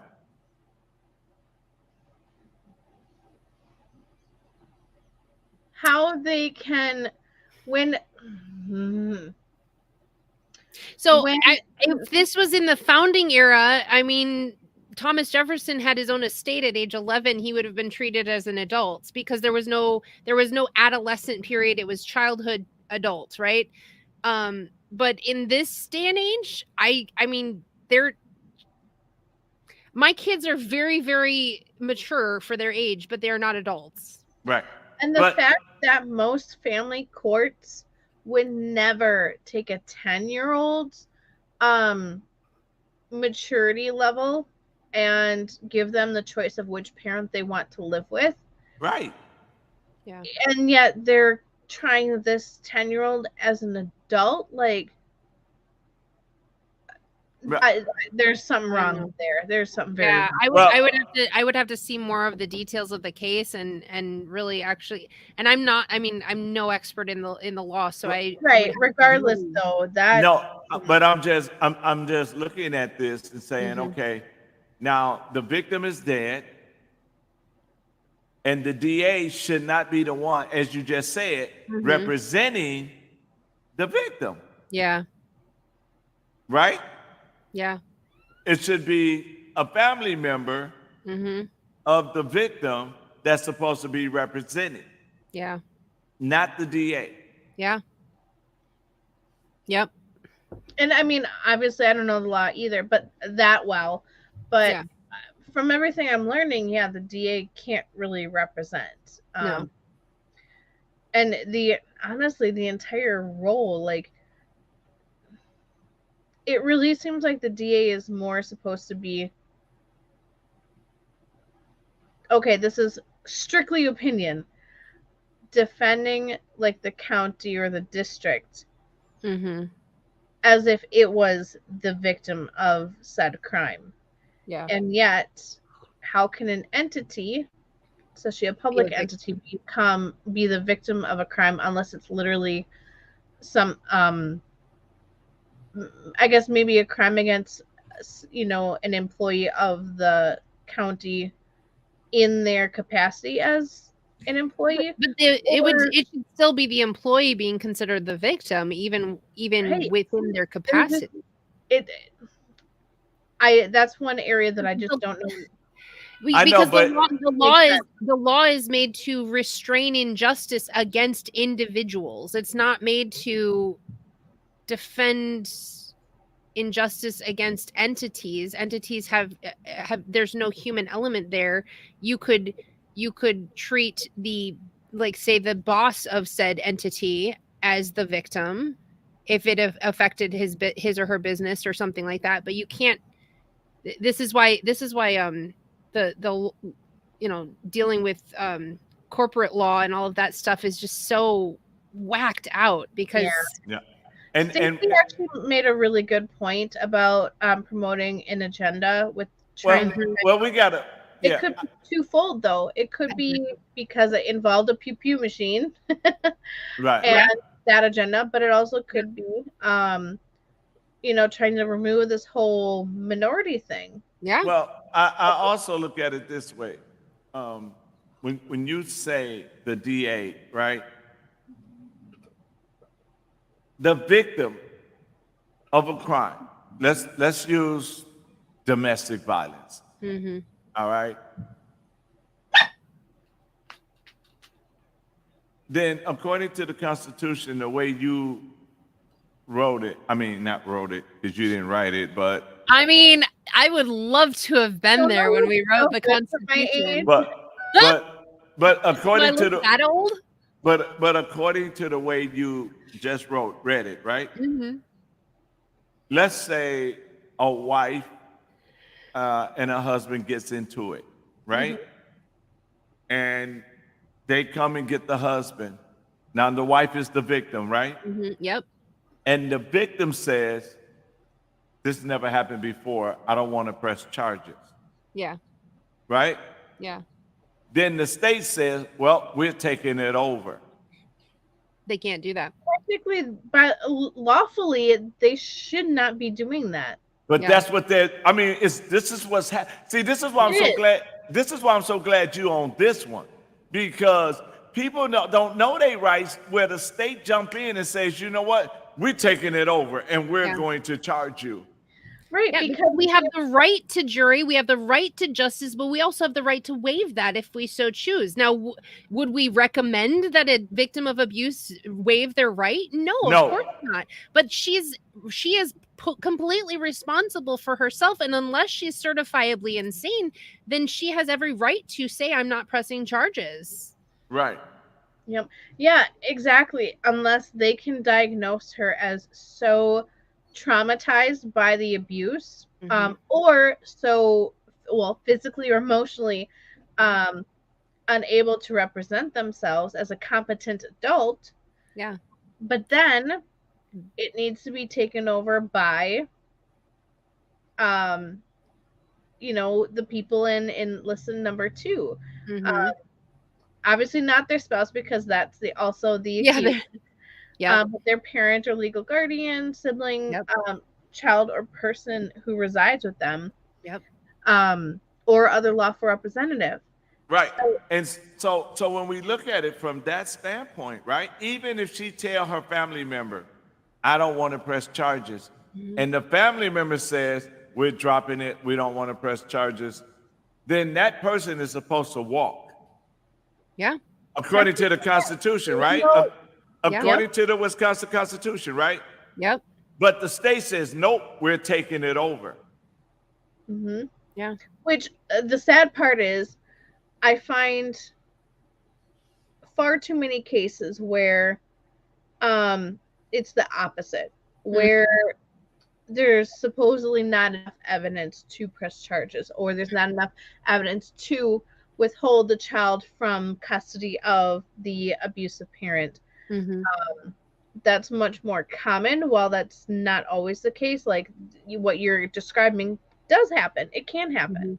Right. I do find that it's much less common for the state to, unless it's a minor, overrule someone's wanting to dismiss a case. Yeah. But now, let's show us let me show you from another perspective, okay? This one right here. This person actually was abused, beaten. And as the victim, the governor released him before he finished his time. He didn't even do half his time. Yeah. So now the victim constitutional right has just been violated. Mm-hmm. Right? Yeah. Oh yeah. If we're looking at the justice system now and saying that it is anywhere close to justice, we're lying to ourselves, because 100%. but again, it goes back to that moral and virtuous foundation. We don't have that anymore. So therefore we don't have discernment when it comes to cases. Right. We don't have a moral foundation on which to base these cases. Right. And our victims do not fully understand their rights, and therefore cannot find justice. Mhm. You know, I mean, we're talking, you know, on a county level. We have, in the last 6 months, there have been, I believe, 5 new sex offenders released within my neighborhood. And most of them came from out, you know, from a different county. And I have no recourse. These are child sex offenders. I have no recourse to go, or at least I'm told I have no recourse to go and say, this person is within 100 yards or 300 yards of my child, and they are a repeat offender, and you are putting them in my neighborhood, and I can't do anything about that. Right. And I'm not stating this from a victim perspective, because they did not victimize my child. However, they are. I mean, what have they done to prove? They did not serve their full time.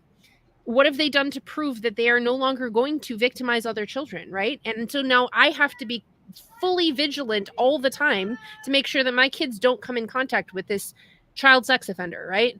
So yeah, so it is a really sticky mess. I think honestly, I still am like on board for the death penalty in certain cases. As long as it's properly proved. As long as it is properly proven, as long as justice is served, right? I'm not saying willy-nilly and for every crime. I'm saying for egregious crimes where you have it has been proven that you have harmed another person Beyond a shadow of a doubt. Exactly. Then you are then you have lost your rights. Yep. And that was what I was told with these sex offenders time rights. No, they violated the rights of others. They lose their rights. Mm-hmm. And that, I mean, that is under the law. In criminal court, the rules of procedure and the rules of evidence do not. It's not just beyond a reasonable, or but beyond the shadow of doubt kind of thing. Mm-hmm. It's that these components, like the different components of the crime, mm-hmm. for instance, murder, you have to prove place, that they were there at mm-hmm. that time, with motive. Mm-hmm. I think there's 4 components, but yeah. With the means, I think. Yeah. So you have to in criminal court prove every single one of the components of mm-hmm. what the crime consists of, yep. to be able to convict. Now, that's not how they're acting. They're acting beyond a reasonable shadow of a doubt. Mm-hmm. And that's civil court. But again, because we don't know our rules of court and rules of procedure, rules of evidence stuff, we're not realizing that to be criminally convicted of a crime, mm-hmm. one, there has to be a victim, but all the components of said crime must be satisfied. Yep. To be proven as guilty for that crime. If all of the components can't be, there can be no conviction. And does that mean that certain people will walk? Yeah, it does. It does. Yep. But it also I think it protects the innocent who are framed. Exactly. And we talked about that in the last one, where it was talking about, these people, they have this ability to, the legislator can recommend that certain people be held beyond their hearing for a certain amount of time because there's enough evidence to say this person could be a danger to themselves or society, right? So Right. there's so many layers of protection here.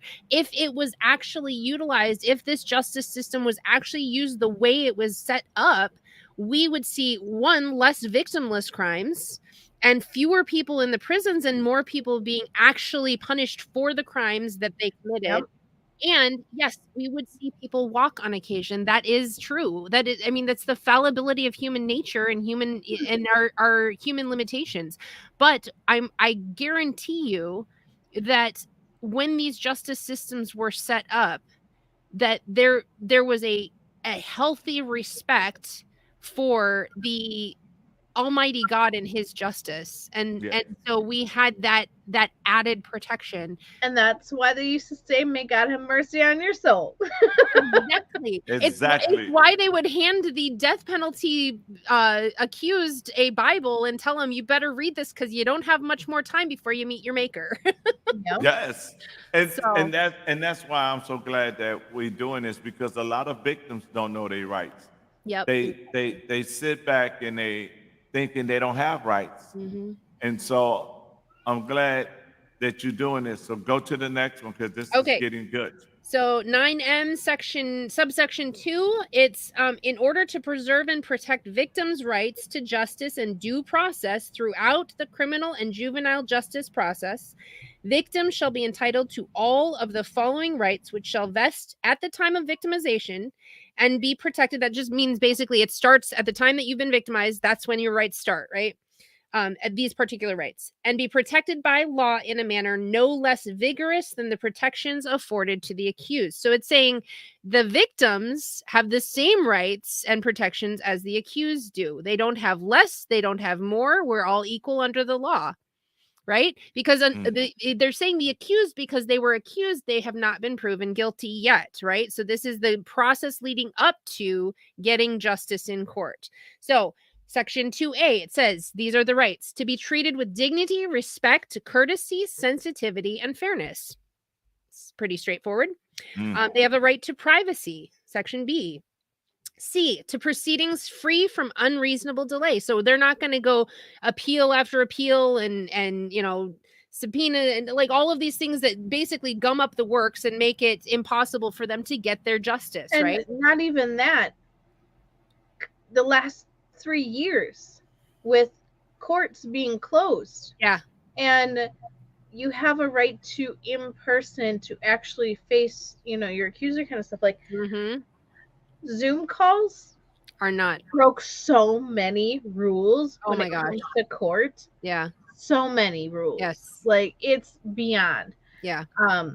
But there were cases that should have been heard in 2020 and 2021 that still have not been heard yet because of the delays. Well, and do you see in any of these rights, in any of these Declaration of Rights, do you see anything that states, except for in cases when there's a pandemic or a alleged pandemic, right? Like, and I'm not saying one way or another whether it was a pandemic. What I am saying is, I am. what I am saying though is that it, like, our rights do not end just because there might be a crisis somewhere in the world, right? Just because there might be some sort of undefinable, ambiguous emergency somewhere, our rights do not end. We are still represented by the Creator God, and we have been given unalienable rights, and that does not change if we have a pandemic going on. If we have a pandemic going on. Mm-hmm. So yeah. Yes, Liz, absolutely. I'm guessing it still is. Yeah. The Zoom calls were against everyone's rights. Absolutely. Yeah. Because it's one thing if you want to do Zoom calls for a board meeting, that and even then there's some questionable things as far as Robert's Rules of Order and all of those things, but technology can be used in certain aspects. It should not be used to violate our rights. Mm-hmm. So yeah, anyway, so then continuing on, it says to timely disposition of the case free from unreasonable delay. That's another one. Again, it's basically it's saying the same thing. You get your case heard, you get it adjudicated, and then you get to go home, basically. upon request to attend all proceedings involving the case. So you get to be in every single meeting in which you are involved at any level of the case's adjudication, right? This is you as the victim have a right to be in on meetings. They So, can't tell like- you no. Wait, time out. So, according to that, correct me if I'm wrong, the victim has a right to be there when they're trying to make a plea deal and say no deal. Yeah. If it involves the case. And it includes every deposition. So this is huge, you guys. So I'm talking on the national level now, not just Wisconsin Constitution. So I have to add that caveat. So in regard to freedom with medical stuff, I have to say that in that order again for our freedom here. With freedom with medical stuff, there's this man whose first name is Aaron, last name Siri, who works. He is one of the top lawyers in the country who is fighting for freedom from medical choice stuff. I love that guy. I know. He has been involved with at least 2 now depositions with basically the godfather and godmother of the Hokey Pokeys. If you have not watched, these depositions are like 8-10 hours long. Oh, they're fascinating. If you can get through it, it is definitely worth it. But if you listen and you look at the transcript, the parties part of that case are present in that. He might be the one leading it, doing the deposition, but they're the ones in attendance, so they can actually observe and actually see what's happening. And that is huge, you guys. I don't know if you guys understand the implications of that. If not, we can have a separate conversation another time. But so, can you touch this one for Stacy? It involves any case in which there is a victim. So typically, victim cases would be criminal cases. Civil cases, there is no victim. Because it's basically breaches of contract. Well, yes, that could be a crime. It's civil court. It's not like someone was physically or emotionally harmed by a breach of contract. If I take you to civil court, it's because I'm emotionally messed up, and and I just gotta get my taken care of. But no, you're absolutely right. And the thing about it is, this is so good right now because people need to know, stop letting the DA represent you. He's not your representation. You need to be in there. And if you feel that person, he can help you work out the details of the case, but he cannot represent you. Right.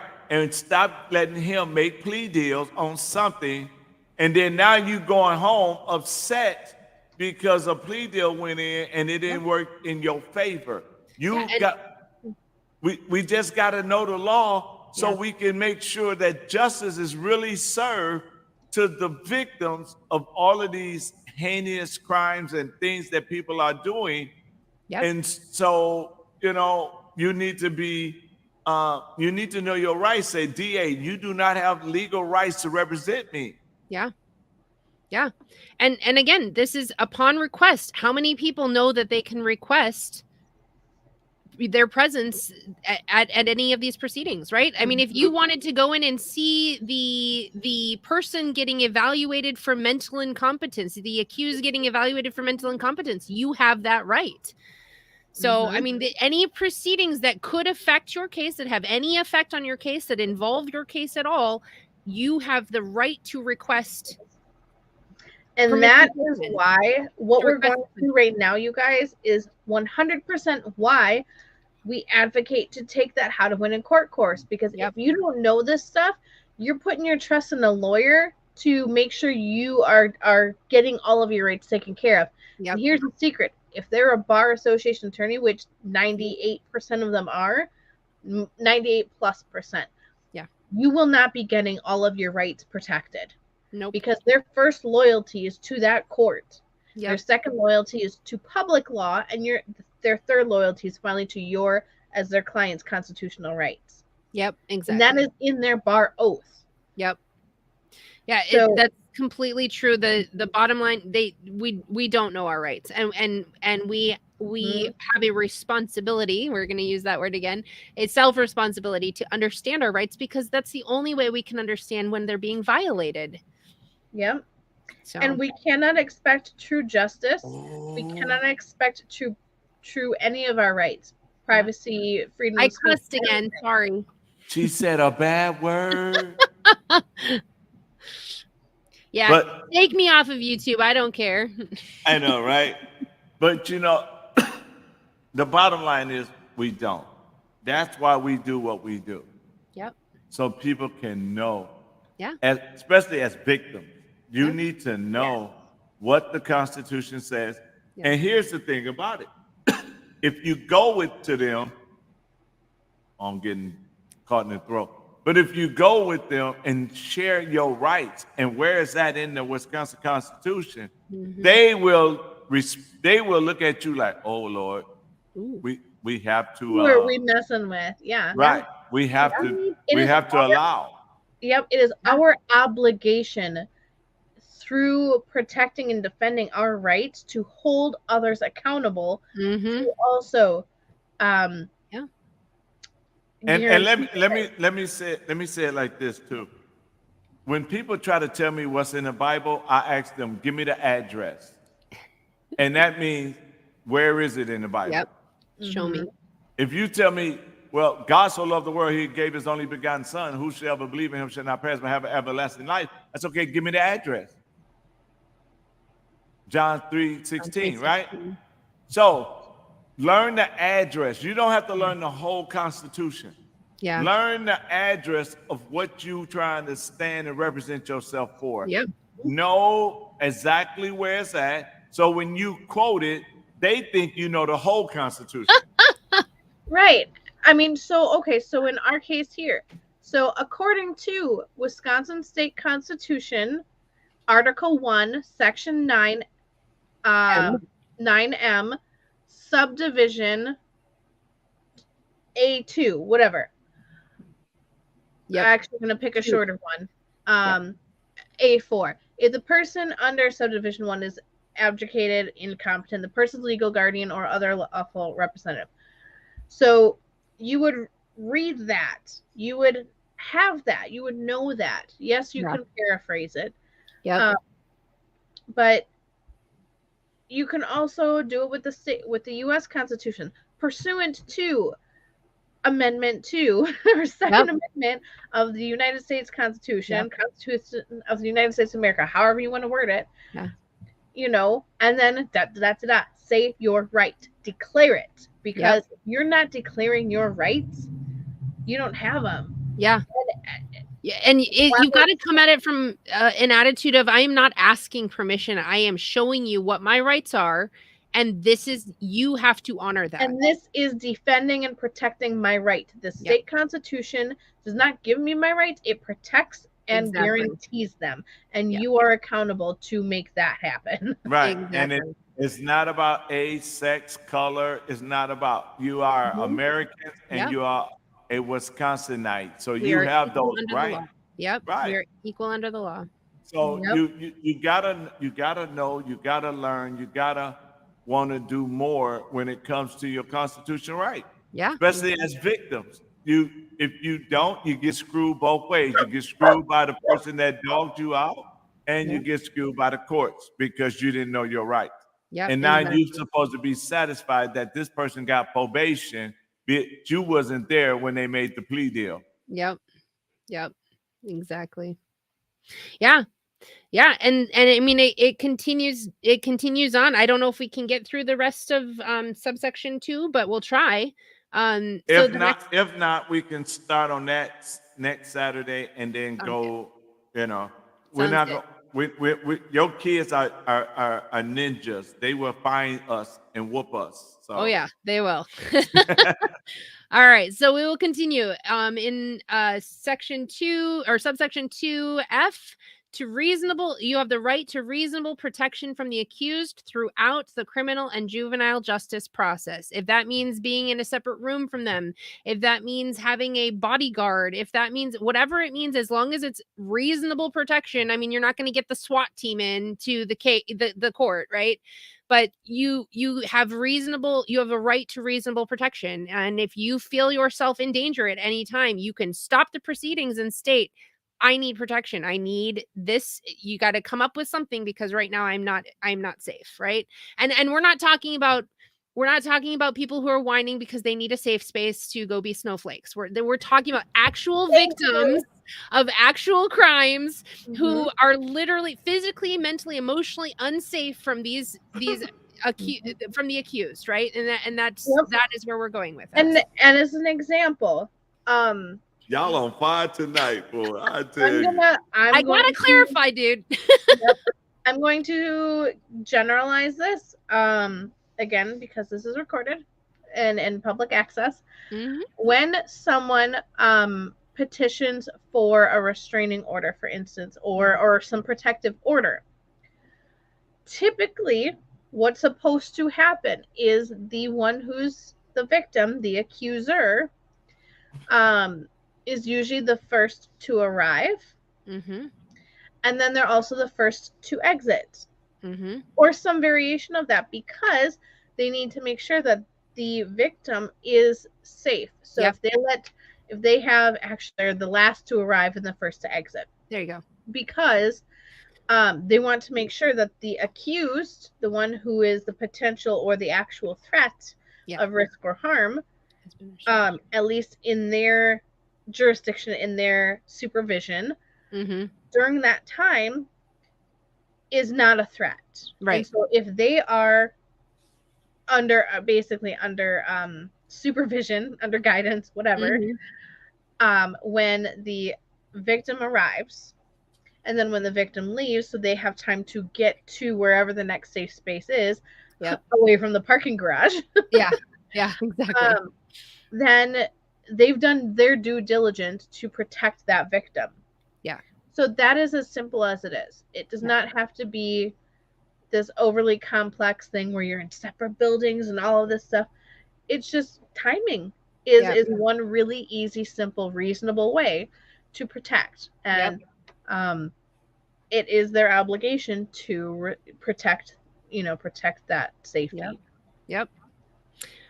Okay, so next one is upon request to reasonable and timely notification of proceedings. This goes back to I should not have to call 5,000 times and finally get an answer for when the next part of the case is happening or when the next plea deal is taking place. I should have a call and get, this is the date, this is the time, show up, right? And actually, I believe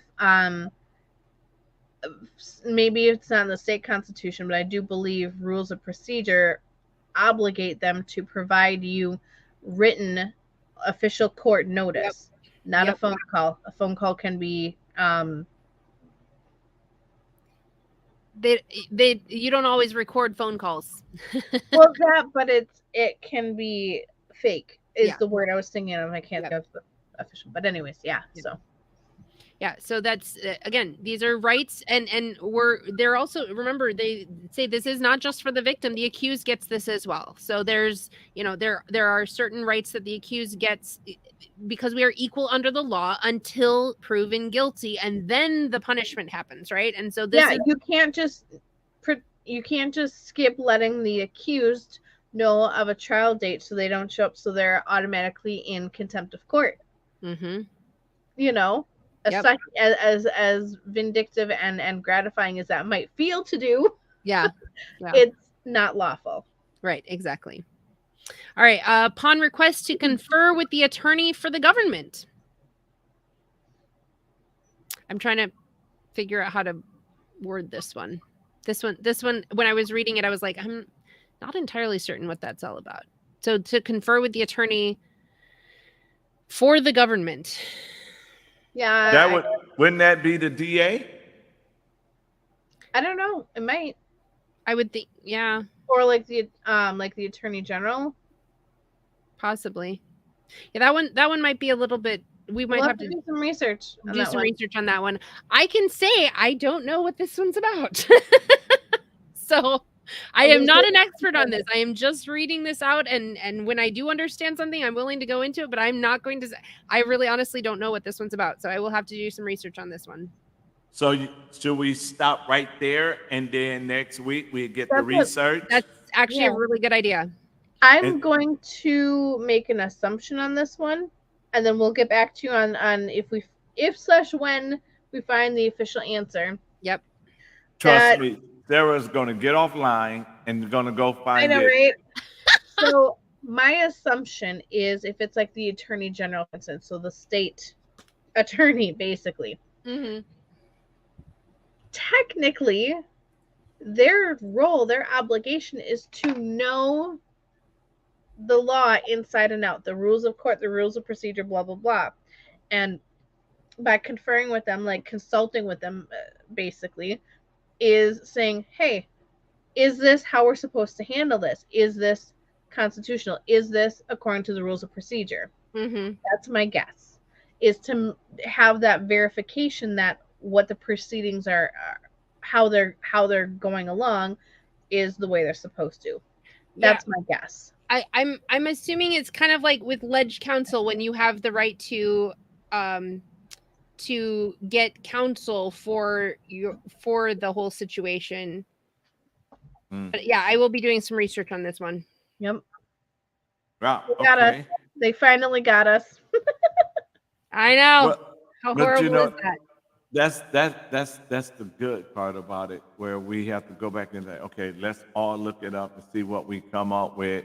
What do it really means? And the thing about it is, because we want to be able to break it down that I like to say that a third grader would understand it. And so, that is the beauty of yes. I found it. Oh, you found it? I found it. You nerd, I love you. I know, right? I will download this, and actually I should just post it because it's a really short read and it's got a bunch of stuff on it. Give me 1 second. Oops, Okay. wrong one. Yep, nope, I got it. Okay, so so I will post it before we get off, but I'm just going to explain this real quick. It's the right to confer allows a victim both to gather and provide information about the crime to the prosecutor.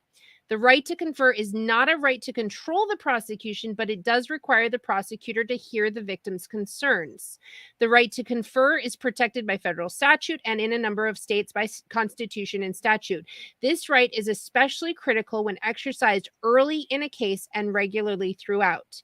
Early conferral allows victims' safety concerns to be heard and factored into the decision of how to charge the defendant and what release conditions should be requested in a pretrial release proceeding. It may also cause the prosecutor to avoid entering a plea deal that would otherwise eradicate certain protections for victims. So this has to be attached, this right to confer has to be attached to the pretrial and before the government reaches a binding plea deal, because it protects the victim's rights and make sure that any plea deal continues that protection going forward. Oh, so that one's friggin' huge. That is a huge one, and I'm glad I looked it up because that one would have been one that I couldn't That's just like I a mic drop moment. all I'm gonna say is this, because the reason I crushed this up like this, is because so many victims have been treated badly just off of this. Yep. Just off of that right there. Yep. Exactly. Bingo. Exactly. Yeah. Oh my God. So that's actually a beautiful one to end on tonight. It is. Yep, it is. That's a really great one. Give me 1 second. I'll see if I don't know if I can post it. Is there a link maybe? Well, I mean, I can't post the file in here. Why not? Can I go back to Did you copy where it you and found paste it when you You're searched trying to it? copy it and paste it? No, I mean, on the video on Facebook, I can't post a file. I can't. Right. I can comment with a sticker, an emoji, but I Try- cannot post a file. Try to put it in private messenger and see if I can do it. Okay, I will do that because yeah, give me 1 second. Oh my God, because that was good. That Um, is totally Yeah, huge. you should be able to send it in Messenger or email, and then we can upload it into the Kingdom Citizen Facebook group as a file. Yes. Okay, perfect. All right, Um, here we go. Conferral. Yes. So this is basically us being able to, as victims, to have some control over our own protections and rights. How crazy is that? Oh, wait a minute. Did you send it in the private chat? Private Facebook Messenger. I couldn't send it in through the private chat here because it doesn't allow me to right. No? send a file. No. Okay. How did you find that file? Okay, so I did a search. I wrote the actual line. So upon request to confer with the attorney for the government, and then I attached explained and found it was like a PDF file. Oh, okay. So if you go back to that search, Mhm. right click on. Oh, duh. Yeah, I know what you're saying. I was trying to actually attach the file itself because I downloaded know. it. Yep, Yeah, I've done that. that's I'm not even blonde and I had a blonde moment. You know, hey, it's okay. Oh goodness. Hold on, let me see. Let's see. Share. Yep, share this page. Copy link. There we go. I found it. Give me a sec. I will definitely post it now. Here we go. Oh, there we go. Did it go in? Oh, come on. There we go. Should that work? That should work. I think. Yeah. Oh, Yeah, yeah. It went.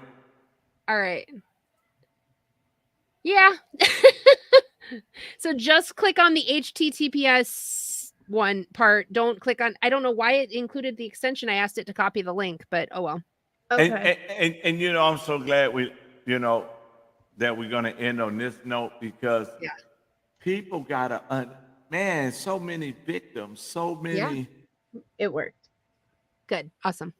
Oh, it's just so amazing. It's that I'm so excited that I found it right away. I mean that's pretty cool. Yeah, because I just reshared it without the Chrome extension part. Yeah. So You did? Where? Oh, so, there you go. yeah, so basically they get to pick the brains of the other side to make sure they are on top of every step of the case. That is amazing. And you know, so many victims don't even get any information about the case. No, of course not. Yeah. And that's the thing. Like, again, your attorney, or if you're working with the DA or whatever, like, their job is to protect and defend your right. Yeah. You make them do it, or you fire them. And then they lie and say, there's nothing that we can do. Oh, yeah. Yeah. I ended up being in a mediation that I never should have been in, according to Minnesota state law. And then I was told that the decision that was come to at that mediation, either I take it or it goes to trial. There were no other options. That was a flat out lie. Jeez. Yep. I'd be like, okay, we're going to trial, but I'm going to deal with all of y'all. I got a subpoena for you, a subpoena for you. You know what? What I'm going to do, I'm going to be so ready that when they violate my laws, I'm just going to go in my bag and just pull out subpoenas because I'm suing you now. I'm suing you now. I'm suing you now because you guys just violated me. And they be like, well, how did we violate? No, according to, again, giving them the address, this is where you violated. So guess what? We're going to, now I'm going to deal with you. And that takes us into like tort lawsuits and stuff too, where you can basically hold, and I don't know the exact context and parameters, but basically hold them personally and professionally accountable. Yes.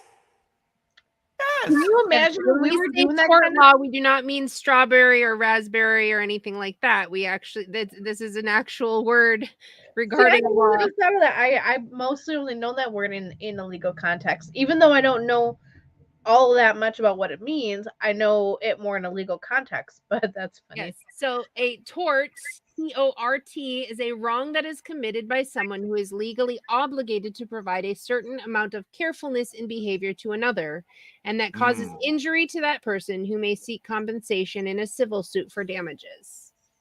Wow, up in a civil suit, a lot of folks.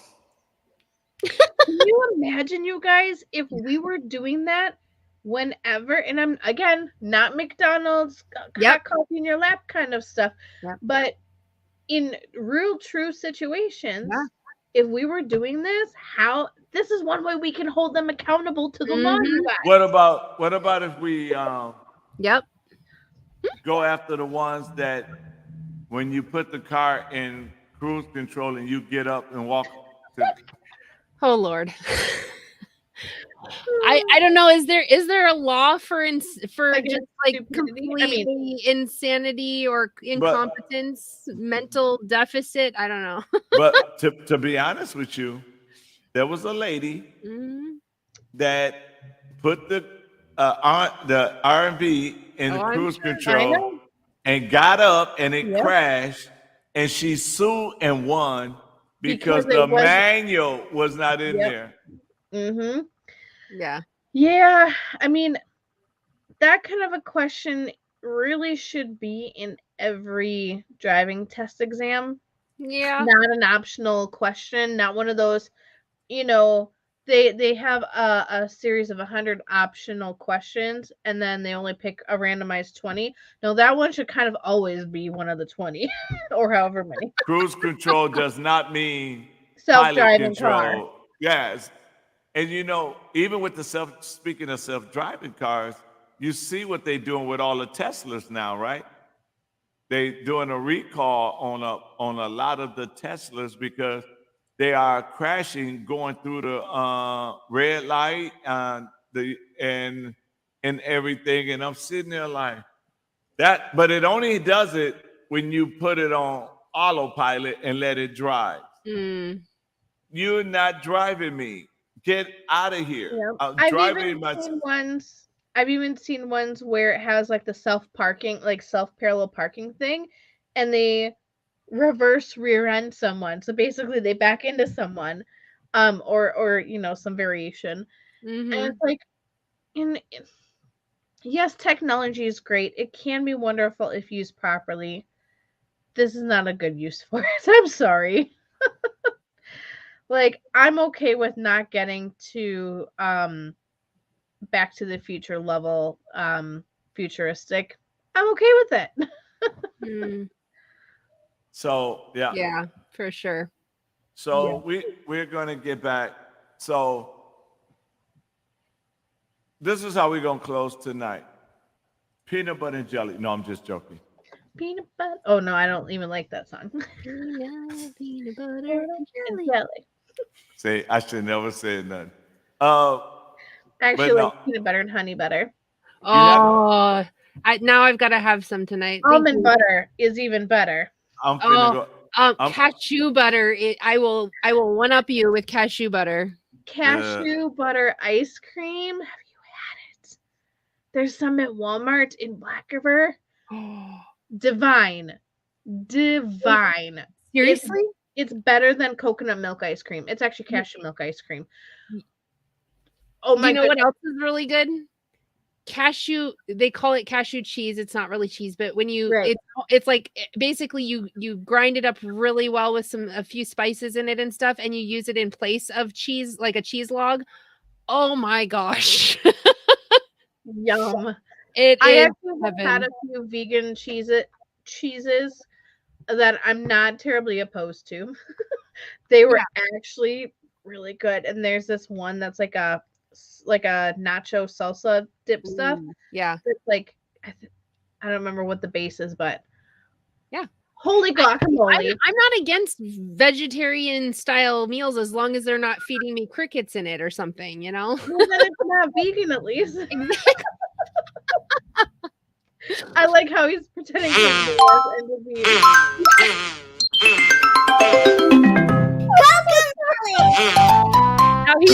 Now he's just playing. He's like, I'm done with you guys. No. Yes, Diana, we usually end on incorporate food. somehow. Yep. Somehow it always ends up here. I mean, at least it wasn't like it was last week where we ended on some really interesting, blush-worthy topics. Don't go there. I mean, we can go there Nope. now. I'd Nope. rather end on food. All right, good night. Bye. Cow butter. Oh. But you know, I did that for a reason because what's it called ago? Russ put up Baby Shark. So Oh, Lord. No. Okay. I cannot stand that song. I didn't like it when my little sister taught it to my kids, and then I definitely didn't like it when they had a transgender guy do it on what was like PBS or something. Oh. I didn't know about that part. Oh. I've watched the original and the. I'll save you the agony and Well, not wait. send you the video. Yeah, please don't. We're good. I'm okay. So you trying to tell me, all of y'all trying to tell me, Ping pong. What? Ping pong. What is it? What did they say? Play ball? Oh, Lord.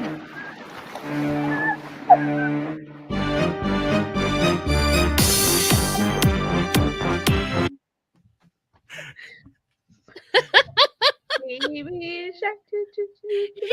Shush. Now it's going to be in my head all night long. Come I on. love you.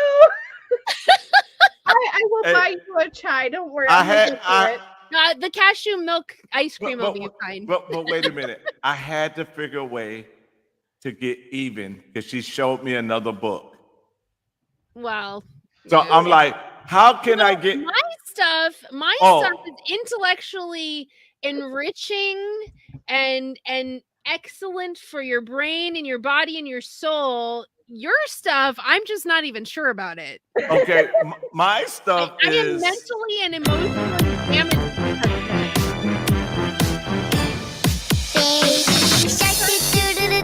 Baby shark doo doo doo doo doo doo. Baby shark doo doo.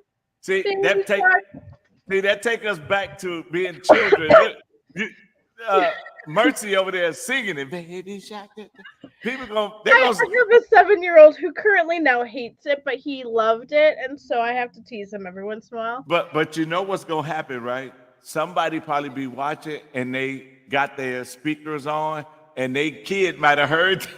Oh, I'm so grateful my children are in bed right now. And so they might have heard this and say, "Oh my God, Baby Shark, where?" Mommy, play that song. Play that song, the one that got me. But you know what I did? I was at my son's basketball game, and this baby just started crying. I said, "I know how to get that baby." Oh, no. I hit. Yum. I actually had a few vegan Cheez-It. I was at my son's basketball game, and this baby just started crying. Oh, that was There was somebody had an echo going there. It wasn't me because I even muted myself to see it was me if like my screen. Yeah, I thought it was mine wasn't. too. no. That's funny. Actually, that was me because one of my phone is Bluetooth. That's why I was playing Baby Shark on.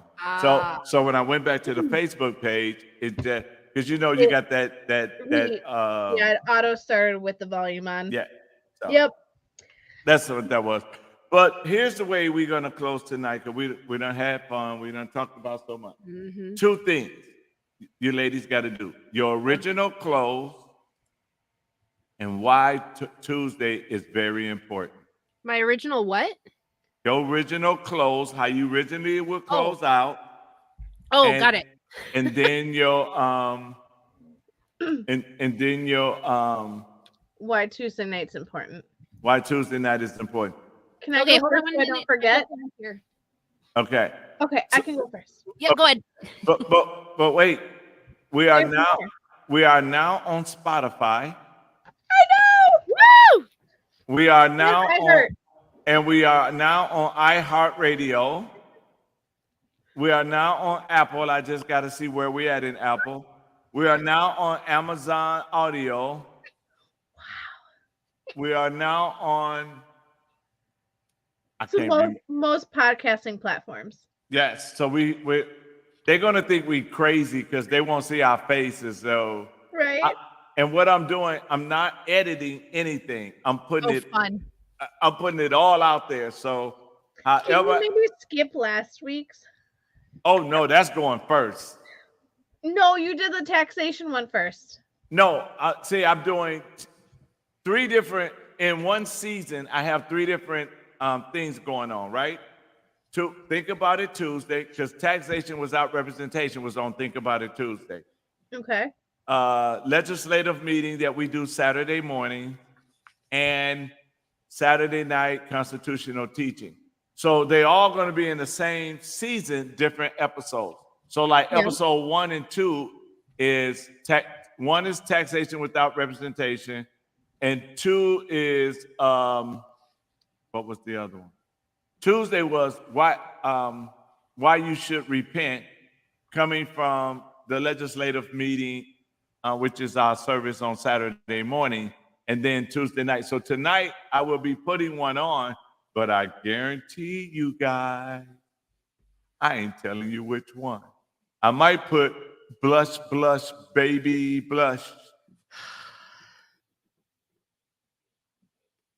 So to all you married men out there that are listening, find your wife and get you a driver. La, la, la, la. Did I cover it up? I don't know. All What right, can I so say? let's close this thing out. I know y'all can't handle that. That's the fun part about it. But so Amber, you first.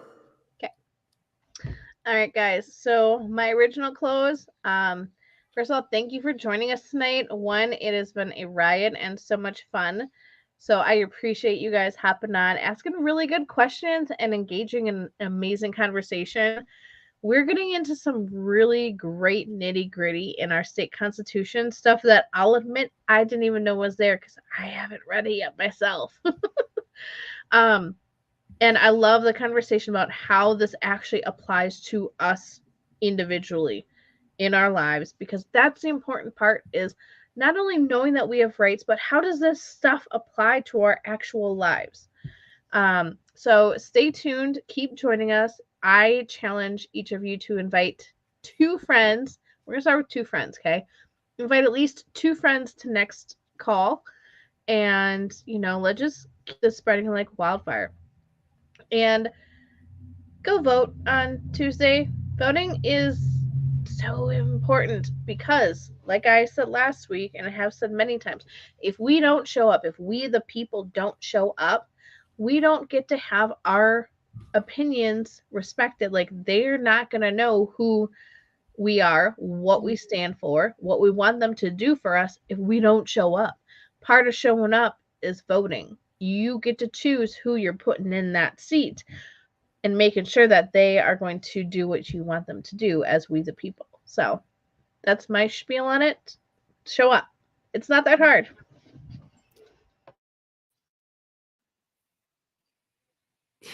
All right. So I'm gonna start with the Tuesday thing. Please go vote. It is important that we get out our voice, and I know there's so many questions about whether these are integrity driven elections and all of that stuff. We can argue that till we're blue in the face. The point is you are making a statement by going out and taking part in our civil discourse, in our civil responsibilities. And there's that word again. I'm cussing up a storm tonight. Responsibility. We have the responsibility as citizens of America, as citizens of Wisconsin, to make these decisions on the ground level so that once they get up to those higher levels, we've got good people of integrity in there. And then we don't just end on that. Tuesday is not the end of the fight. It is just the beginning. That it's one thing that conservatives have such a problem doing, is that we get to the election, we get to the polls. It's one thing that voters have a problem doing. We get to the polls and we say, I'm putting my vote in, and then I'm going home and I'm living my life, and that's the end of my part in it. Our battle, our fight, our our responsibility begins at the polls. It does not end there. So just remember that when you're making those decisions, it doesn't matter ultimately who gets into those offices if we are not doing our job on the ground, in our homes, in our communities, in our families, if we're not educating ourselves, if we are not learning what our rights are, what our freedoms are, so that we can defend and protect them no matter who's in office. So I'm just going to leave that. And then I'm going to end with this quote. It's by W. Cleon Skousen. He was a big proponent for freedom, and he was a major player in the whole in the Cold War era, where he was really coming down hard on communism. He had the playbook for what the communists were doing and how they were undermining American freedoms and undermining the Western world and our principles, not just our politics. So he states this: if the challenge to our youth today is a war of ideologies, and I would come back and say not just our youth, it's to all of us, is a war of ideologies, then it is time for us to take the offensive. We should not sit back and wait for our boys and girls to be indoctrinated with materialistic dogma and thereby make themselves vulnerable to a communist conversion when they are approached by the agents of force and fear who come from across the sea. Look at that, fear and force. That is what every other government in the world was being run by, until America became the voice of reason and reflection. He says, for 2 generations, an important phase of American life has been disintegrating. And this was in the 1950s, I believe, 1960s. As parents and teachers, we need to recognize that if this pillar of our culture collapses, our own children will be the casualties. This disintegration must stop.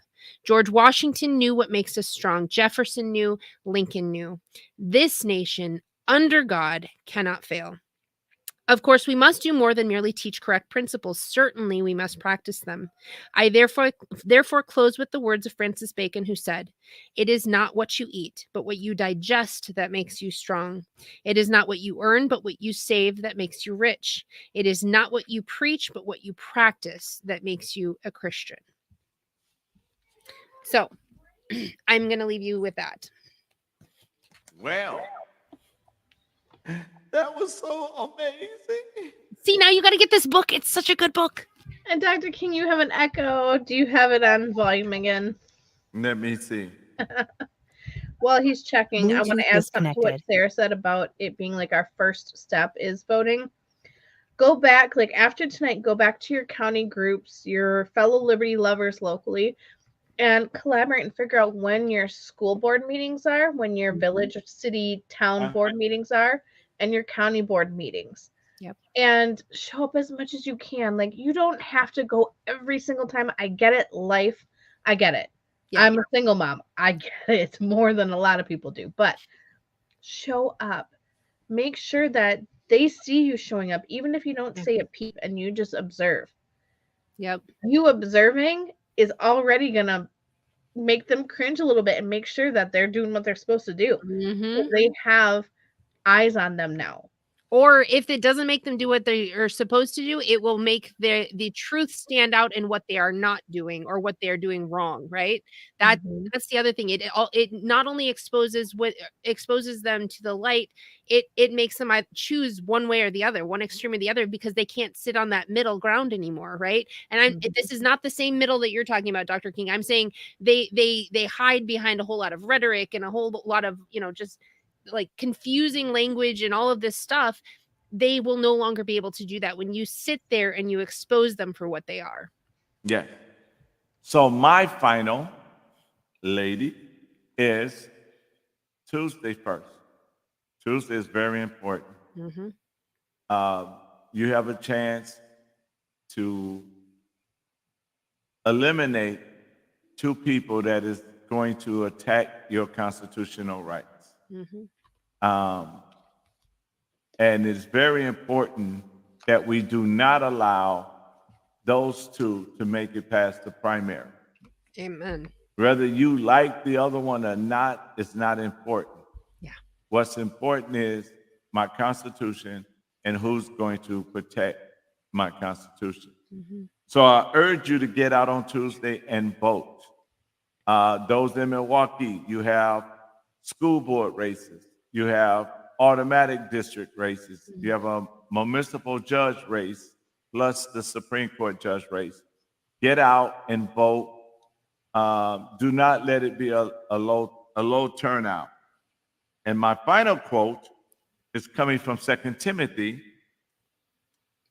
chapter 2, verse 15, where Paul says, study to show thyself approved unto God, a workman that needed not to be ashamed, rightly dividing the word of truth. Religiously, we think it's just the Bible, but you need to study the Constitution, the Bill of Rights, the Declaration. You need to study the Word of God. All of those 4 things you need to study so you will understand the truth and what it is about your own individual life. We just found out so many rich nuggets about personal responsibility. But not only that, we also found nuggets on the rights of victims. And so if you don't know your rights, not only are you a victim to whoever hurt you, but you're a victim to the system. So you got to study and know your rights. And so this is one of the reasons why we do this, to help you study and to know your right. And make you buy books. And you can buy books. And tell them Sarah, Amber, and David sent you so we can get discounts to get more books. So I can share my link to as a referral to thrift books, because you can get a lot of books for a very, very low price. I know, right? And then I get bonuses too. I'm an affiliate. Yes, and I got too many books that they keep reminding me, hey, you want some double points? Come and do this. So, but it's important for you guys. I gotta run. We gotta run. All of us gotta run. We gotta go to our families and support our families. To next Friday, Lord Jesus. Next Saturday, we'll be back at 6:30, right after I come out of the Kingdom Summit. We're doing. Oh, I will send you guys the link if you want to get on. Thank you. But yeah, I was wondering when you'd send that. We're sending that link. Share the link. I share the link with a flyer. Let me see. Can I put the flyer in here? I know we can make comments, but are we allowed to put flyers in the comment? I don't. Maybe through Facebook you can post a picture. So I'll post a picture through Facebook. And those of you inbox me, I'll send you the flyer. The flyer has the meeting ID on it. I have to tell you this, though. On the Zoom, we only allowed 100 people. And this invitation went out across the country. So show up early so you get your spot. Is it going to be the same link, the same access for all 3 days? Yes. Okay, perfect. I figured. I just thought I'd ask, make sure. Oh, Stacy wants your link, your sharing thrift book, Sarah. Okay, let me get it up there real quick before we get out. That way that everybody can grab it. Hold on 1 second. Stacy, you could have private messaged her. Just kidding. I'm kidding. Just being sassy pants. And copy link, and give me 1 second. And Stacy, if you want to buy me some books, I'll give you a list and you can purchase mine too. Or y'all can do a GoFundMe page for my education. All right. When is your birthday? August. There we go. Okay, the link is up. Nice. So many fellow nerds. I love it. Wait a minute. Hi, Mom. Oh, that's your mom. That's my mom, yeah. Hi, Mom.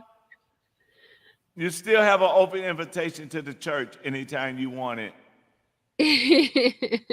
So you guys, we want to say thank you guys. We love doing this. We're excited about doing this. We get silly sometimes. We get serious sometimes. Fierce. But, you know. Oh, did we do anything blush worthy? My mom was watching. Not really. Not really. We was not close. We got to an edge, but we hinted at it instead of like went there. we kept it at a low. There we go.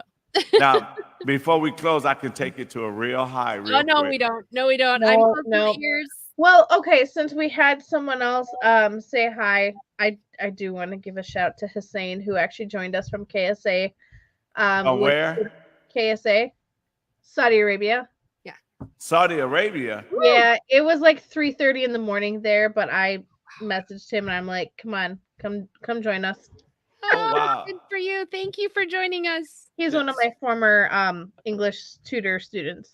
So let me say this before we go, because please go to Spotify Yes. and Follow. what she say, please do.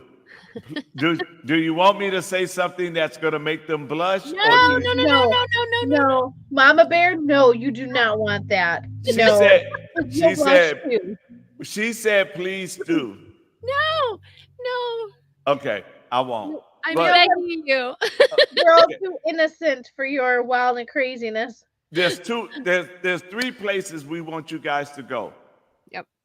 The The polls on Tuesday.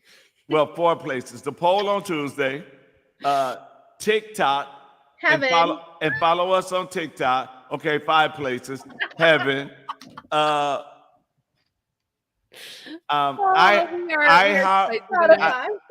iHeart Radio.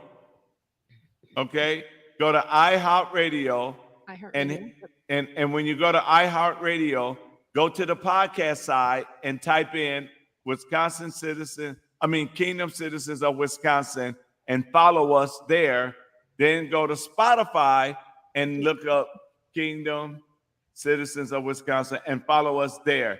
Yes, TikTok under, what is TikTok? TikTok under, what is my name on TikTok?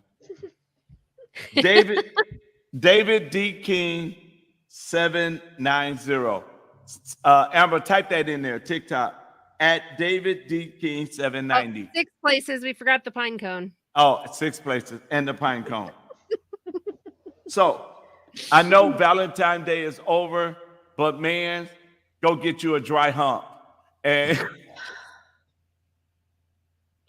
it's not even hump day. You can't. She told me to do it. I had to obey Mama Bear.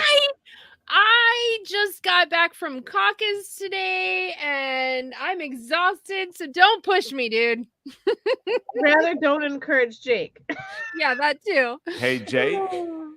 La la la la la la la la la. Look. We'll block you out. Hey, look what your mama. Oh, Mama Bear, I love you. Don't ask. Don't encourage it. He is being naughty. Wait, it might not be my mom. It might be my dad. How would he not know that term? Is he really that innocent too? No. Well, Papa Bear. No. Google it. Do a I'm sorry. That's Urban not. Dictionary search. That's not There in. you go. That's not in Urban Dictionary. That's in David Dictionary. So, Oh, okay, it is my mom. Okay. so I'm going to be nice tonight, and I'm not going to touch Oh, it. thank you. I appreciate it. But hey, Jake. By the way, it is an Urban Dictionary, so Ha! Say what now? yeah. Jared, don't encourage it. Don't. I'm ready to off. get off. Okay, bye. It's 2:43. 2 hours and 43 minutes we've been at this. So 2 hours and 43 minutes. know your rights. Know Go your vote. rights. Go vote. And we'll see you all later. We love And you. get a dry hump. We Shut love up. you. And study your 3 constitutions. Okay, thanks. Good night, guys. Good night, y'all. We love y'all.